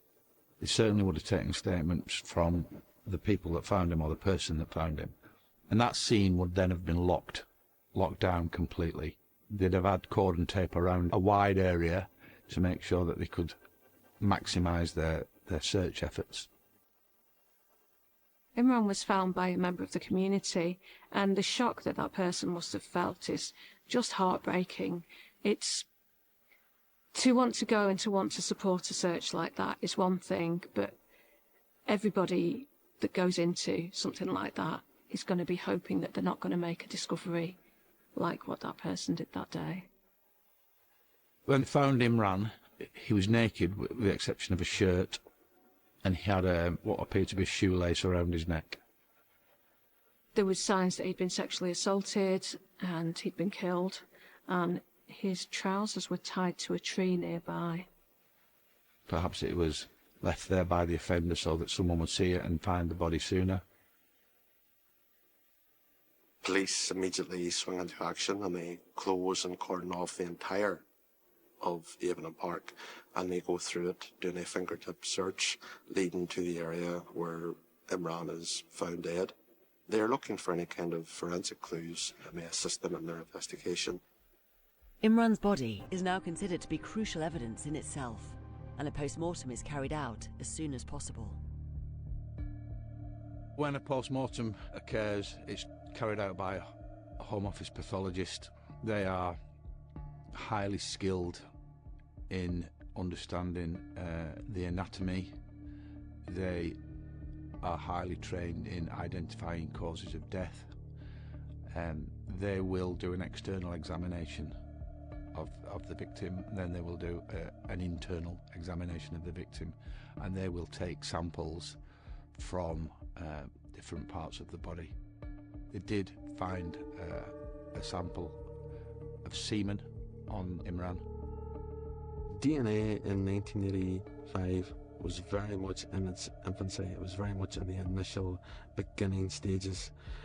It is a credit to Lancashire Police and the detectives of the time that they had the foresight to properly keep all of the forensic material for further examination further down the line.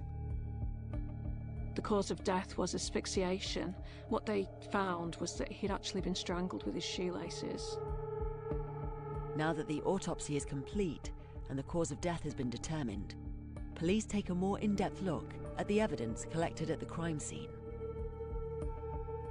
Back in the 1980s, fingerprints and fibres were very prevalent in terms of the police collecting evidence. As we know now, DNA is massively used and, it's a real big enhancement to any investigation. But back then it was very much like the basics, fingerprints. In addition, a lot of the evidence was obtained by speaking to witnesses, by speaking to suspects and to speaking to victims as well, to conjure up that picture. The priority would be getting out and banging on doors. That was one good thing that the police could do in those early days, is banging on doors, speaking to people, speaking to witnesses who's possibly seen something, and these witnesses will be told that any information they could provide could be vital. Some people think sometimes that the tiniest bit of information isn't worth mentioning, but if you can imagine a jigsaw puzzle, if everybody puts a piece of information or a piece into that jigsaw, it builds up a bigger picture.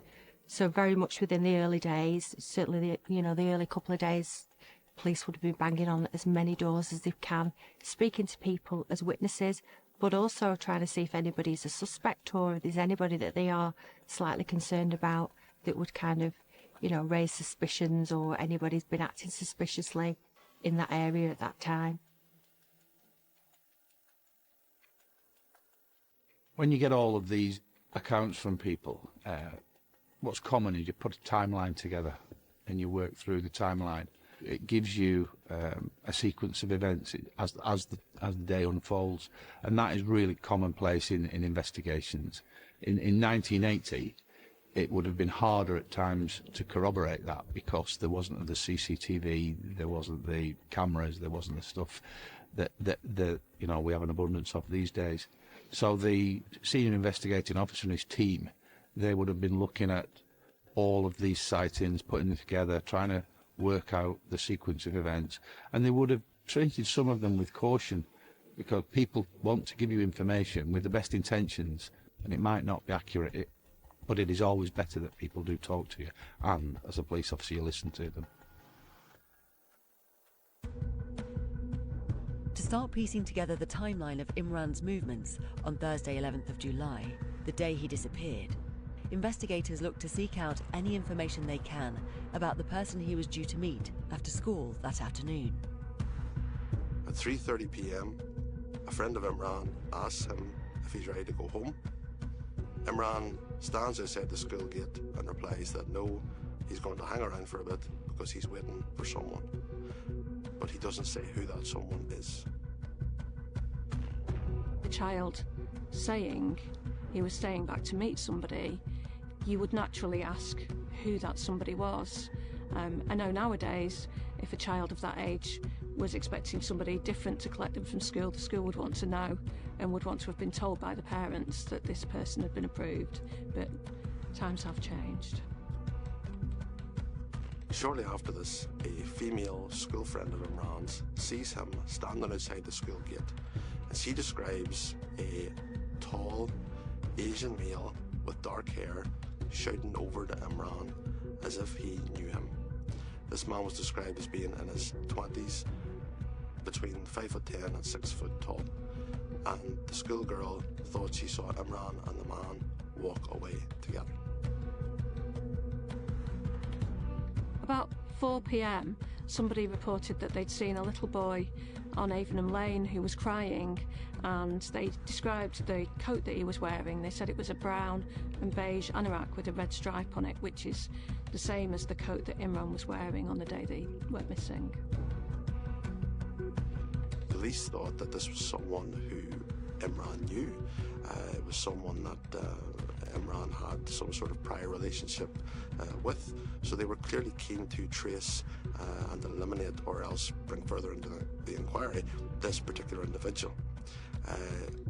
But that individual was never positively identified at that time.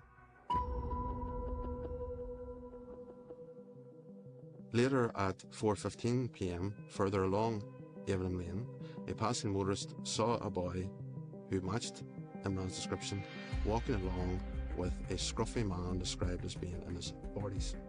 They were walking in the direction of Avenham Park. At 4:30 p.m, a woman is walking through Avenham Park. She'd seen a little boy that matched Imran's description, and she turned around, and when she turned to look again, he'd disappeared. He was nowhere to be seen. There was a witness about a week before had said they'd seen a middle-aged man in Avenham Park with a young Asian boy. That was a keen line of inquiry for the inquiry team at the time. There was no suggestion that that was Imran, but looking at everything in the round, do you have a person who is targeting a number of young Asian boys? So that would have been a real critical line of inquiry and a high priority action for the SIO at the time. So you had a number of sightings, you had a number of witness reports, you had a number of individuals that day or prior to that day who had been in the company of what was described as an Asian boy, and police were keen to discover if that was Imran and who were these people that he was in the company with.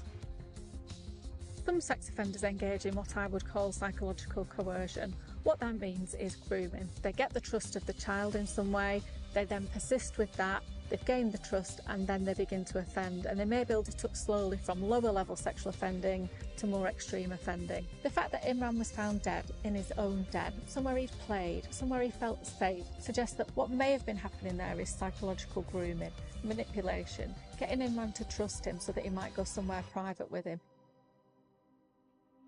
That manipulation is really evident due to that location. With the evidence and timeline information around Imran's death failing to provide leads on a suspect, investigators need to cast the net even wider in search of the killer. They will have been looking at known sex offenders in the area. They will have been speaking to them, recording their whereabouts, any alibis, and then they'd be challenging the alibis. They'd have been doing house-to-house inquiries. A stranger murder of a 9-year-old boy who had been raped and strangled to death. That was huge news. This case caused tremendous tremors of shock, not just throughout Preston, but throughout the nation. It was a nationwide case that grabbed the headline. It was just shocking how a little boy walking home from school could be attacked and murdered in such a brutal way. When nobody knows who's done it, I suppose everybody's a suspect, aren't they? You've got these communities living side by side and looking, and, you know, is it one of our own? Is it somebody else? Is it somebody that knew Imran? Is it a stranger? They interviewed 6,000 people, took 2,500 statements. Everything that they could have done, they would have done, and they did. It would have seemed that the investigation had exhausted itself at that point. Police were under, no doubt, huge pressure to solve this crime. The case, whilst never being closed, unfortunately began to go cold. The police inquiry, without any further leads or information coming in, had to be scaled down and resources put elsewhere. People would still have remembered the case and people would have talked about it from time to time, but inevitably it may have started to fade a little bit from people's memories.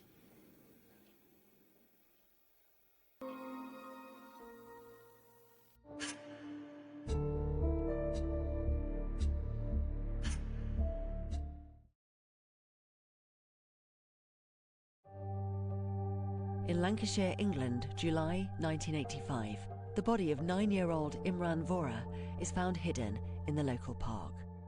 He has been sexually assaulted and murdered. Investigators pour numerous hours and resources into trying to find the perpetrator, but the case eventually goes cold. 16 years later, his killer's identity remains unknown. Imran's murder had never been solved, but it had never been forgotten. It was always very close to the minds of the people of Preston. He was always a name that people knew, a story that people knew. There was this unsolved murder of this little boy. Whilst the case does go cold, it is very common for the police to remain in contact, semi-regular contact with the family, to let them know that they haven't forgotten about them, that they haven't given up, and that they still are keen to solve this crime. As the years go by, it is perfectly normal for a cold case to be revisited, especially with young blood, new blood of police detectives who are tasked often with reviewing these cases. And in 2001, Imran Vora's murder is one of those such cases. The police, with the advancements in DNA technology, decided that they were going to try the DNA again. Obviously, there was a lot more that they could do then than in the 1980s. Everything is going over again with a new pair of eyes. People are spoken to again, and the semen stain that was found at the scene of the crime is developed, and they find a partial DNA profile in 2002. They went over the witness reports again, the witness statements, and they found that a friend of Imran had told the police that Imran, before he had died, had made a new friend, and that this friend could speak German. This is a vital breakthrough. To even have a partial DNA profile is a major advance on what was achievable 17 years earlier. But to also have the distinguishing feature of a German speaker gives the investigative team renewed hope. As part of the cold case review, police also once again make a renewed appeal. They were really appealing to the public for names and for information because they were confident that they could either eliminate a suspect or bring him further into the inquiry. Investigators use the advancements in DNA technology to rule out the original persons of interest. A decision was taken to take samples from 60 individuals within Preston, people who'd been in the original investigation. They've now got some kind of profile, and they can get a profile off these 60 people. And not all of them were suspects. Some they will have wanted to eliminate, and some they will have wanted to implicate if there was a forensic match. It probably closed off a few avenues for people who were under suspicion by the wider community. One chap, very sadly, who was considered to be involved and was accused by a number of people in the community, took his own life. The coroner actually said that taking his own life was probably caused by people suspecting him of being involved in Imran's murder. And he left a note saying he wasn't. But sometimes in communities, if a person is spoken to by the police, some people, and it often happens on social media, some people put 2 and 2 together and come up with 5. And then, whilst that person might have been doing a routine inquiry, some people in the community spin it and say they are a suspect. And then that gathers momentum. It's a plague for the person that's being accused. And in this case, this particular individual was being accused. He was a drinker, and he couldn't take it anymore. It is not only Imran's blood on the killer's hands, but also the life of an entirely innocent member of the community who has been driven to suicide. With the new advanced DNA techniques at their disposal, police double their efforts. Following the cold case review for the next several years, over 1,400 men were DNA tested to see if they could be linked to the crime scene and if Imran's killer could be unmasked. But unfortunately, that got the police nowhere at that time.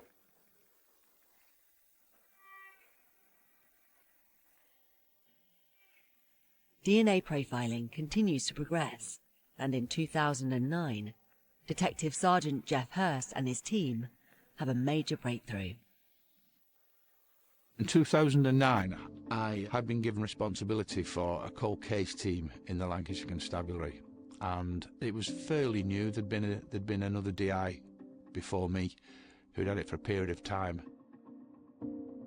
There was a huge government funding for cold cases around the sexual offence agenda, and I took up the role with my team to progress outstanding cases, and we had a number of cases on the go. And I remember having a discussion with my head of crime and said, he said, I want you to put a lot of effort into trying to detect the murder of Imran. It's really important. You know, he was a 9-year-old boy. It was my job to make sure that we did that, but we also struck the balance and made sure that other victims' cases were being pursued as well. And that's what we did. We had a small team, but they were all hugely dedicated. We identified that the jeans that had been put in the tree where Imran was murdered, there was semen on those as well. And a few samples had been taken previously and hadn't been a success, but we were told that the science had progressed and it had advanced significantly. So we asked, was it feasible to take another sample from the genes and see if we could get a full profile? And the scientists went away and did that and came back and said, we've got a full profile. The full DNA profile belonging to the killer is submitted into the National DNA Database. If you commit a serious crime, your DNA can be taken. It's generally a mouth swab that's taken, and then that is uploaded onto the database. It's a way that scientists and investigators can use to link offenders to crime scenes and to crimes. And that was done, but there was no match. At that point, I was thinking, am I going to be in the same bracket as the others who've reviewed it and not had any success? And whilst it wasn't brand new, it was fairly new and certainly new to me at the time. Someone mentioned the familial DNA process. Familial DNA testing. This is whereby entire families of people each have their own individual code of DNA, but as relatives, as blood relatives, each DNA code has a number of similarities with each other. So what that means is that when the police in the National DNA Database find a similar profile, they basically take that similar profile of that person and do a family tree around them. And they do that hoping that they find amongst their relatives, whether it be their fathers, their brothers, their uncles, their grandfathers, whatever it may be, that they find the actual perpetrator. Scientists did their work and eventually came back to me and said, we've got a list of people that might be linked to your offender who killed Imran through DNA. And that list was hundreds and hundreds of people long. While DNA advancements have opened up new avenues for the investigation, they have also widened the pool of suspects. Investigators must now make their way through the hundreds of possible familial matches, in the hopes that one of them could lead to Imran's killer.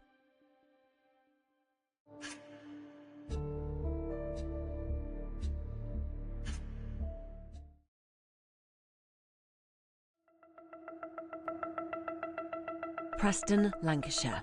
The rape and murder of 9-year-old schoolboy Imran Vora has now been unsolved for 24 years, but is being reinvestigated.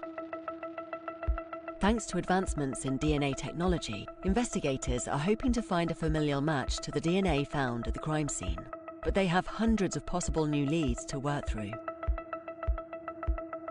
So when you get a list like that, you get a likelihood ratio that will tell you essentially what the chances are of the first person on the list being related to the person responsible for the murder. Not wholly accurate, but when you've got hundreds and hundreds of people, you have to prioritise. So my priority was that we will look at the first 100 people and we'll work our way down, starting at the top. So I had a conversation with a scientist in Birmingham. They said, if you look at this person on the list, it wasn't number 1, it was about number, I don't know, let's say 21, 20, in the 20s. If you look at that person, if we were talking in the old DNA world, where offenders, where people shared alleles in the DNA samples, that person on your list would share about 18 alleles with your offender. So they're probably a screamer. And I remember that expression. They're probably a screamer. And that's what I said to the team. Go and see this individual who is on the database and find out who their relatives are. And that's what they did. We spoke to the individual who was on the DNA database, identified his family, and we spoke to all of the family, all of those who were alive. We took DNA samples from them, which were then married to the scene sample, and we didn't get any. But we did find out that one relative had died. Again, you can call me old-fashioned, but I said, what did he pass of? And they said he had lung cancer. And I said, where did he die? And they said, which hospital? I said, right, on Monday morning, ring up the hospital and see if there's any histology or any other samples as a result of his treatment or a post-mortem if there was one. So, good as gold, the team came in, made the call, and they came back and said, there's a wax block from his biopsy from when he had lung cancer. So we'll get some tickets to London then, get on the train and go and get it and get the appropriate statements. We sent that off to the Forensic Science Lab, and they came back with that deceased person as a match for your crime scene sample, and it's probably 1 in a billion chance of it not being the right person. The person with an exact DNA match to the semen sample found at the crime scene is a man named Robert Morley, a petty criminal from London who was 50 years old in 1985. It is the moment Imran's loved ones and investigators have been waiting for, but the news that he cannot be arrested is heartbreaking for all involved. I was gutted, if I'm honest. I was gutted because he died. I was never going to get him in front of a court. At least I knew. And that allowed me to do lots of other things. The police had to then go and deconstruct the entirety of Robert Morley's life, because on the surface they just saw a man who lived most of his life in and around the London area. They have to take that and link him to this unsolved child murder in Lancashire in 1985. By deconstructing his life, they were able to build up a timeline that brought him further into the investigation as more than likely the man who had killed Imran. Police found that Morley had lived for most part of his early life in and around the London area, but interestingly they found out that during the Second World War, Morley was evacuated to Lancashire and had lived there for a period of time before returning to London, and police believed that was the first time he made connections to the Lancashire area.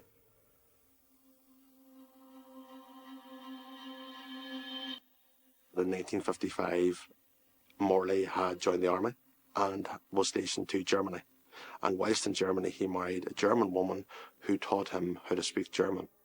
And for the police this is extremely interesting, because we have to remember that as part of the cold case review, police found a friend of Imran's who told them that before he died, Imran had told his friend that he had made a new friend who could speak German.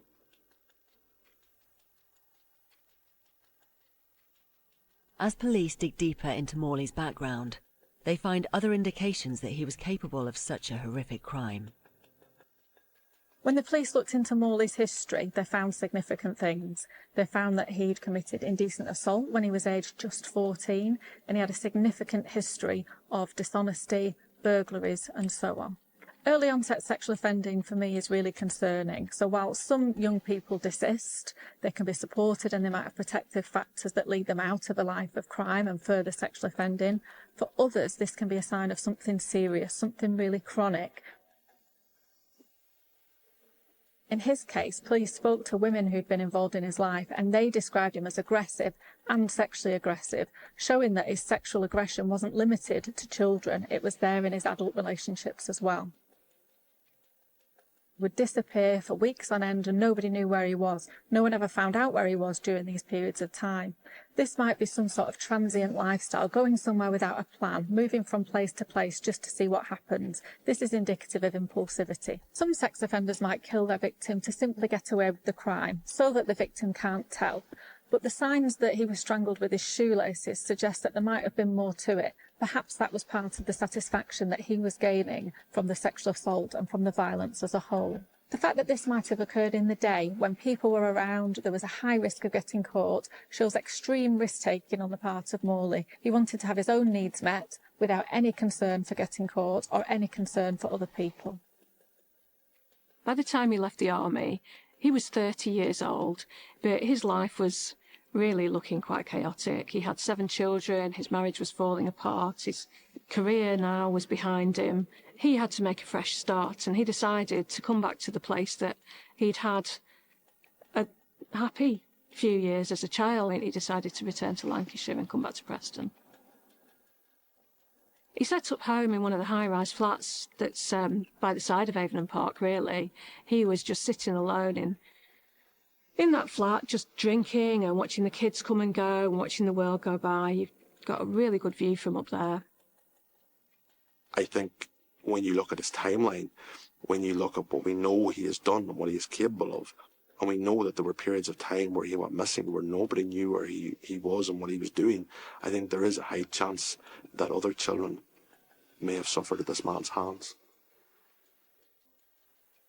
Despite the fact that Morley is deceased, Detective Sergeant Hurst and his team are determined to see this case through to the end. When someone's murdered a child and raped them, you want them to face justice. You want them to be judged by a jury, and you want them to go to jail for however long the judge decides. But that was never going to happen. But I still went to the Crown Prosecution Service and asked, with a view to, had he been alive, would they authorise charges? She said, had he been alive, we would have authorised charges, and not to would have been an affront to common sense. And I wanted that so I could really, we could really let Imran's family know that the person responsible had at least been identified. And because of their faith beliefs, they appreciated that, but they are firmly of the belief that that person will be judged in the afterlife. It's bittersweet for the family because, yes, they find out after so many years the identity of this offender. However, that family can't then bring that individual to justice, to look at the whites of the eyes, as we say in court, to let that individual know, the impact that they've had on them as a family, friends, and the community as a whole. Your heart does go out to this family because they can't have that.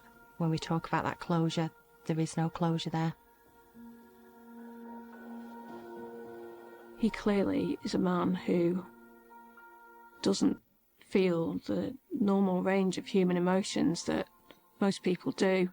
It's very, very hard to say how somebody can do something as heinous and as terrible as what Robert Morley did and just carry on with life. Every time there was a new appeal, every time the police put a new call out for new evidence, he would have known that this case was still open. He had ample opportunity to turn himself in and to own up to what he'd done, to give that family the peace, or the closure at least, that they deserved. The police will always keep a case open, especially something as serious as this. They'll always hope that one day somebody's going to put a foot wrong, somebody's going to put a foot out of line, something's going to happen, and one day they're going to have the answers that they've been looking for so many years. Imran Vora was such an innocent child. He was 9 years old. He had nothing to do that day apart from go to mosque. That's pure innocence. What happened to him was pure evil. It's shocking. It's as shocking as it gets.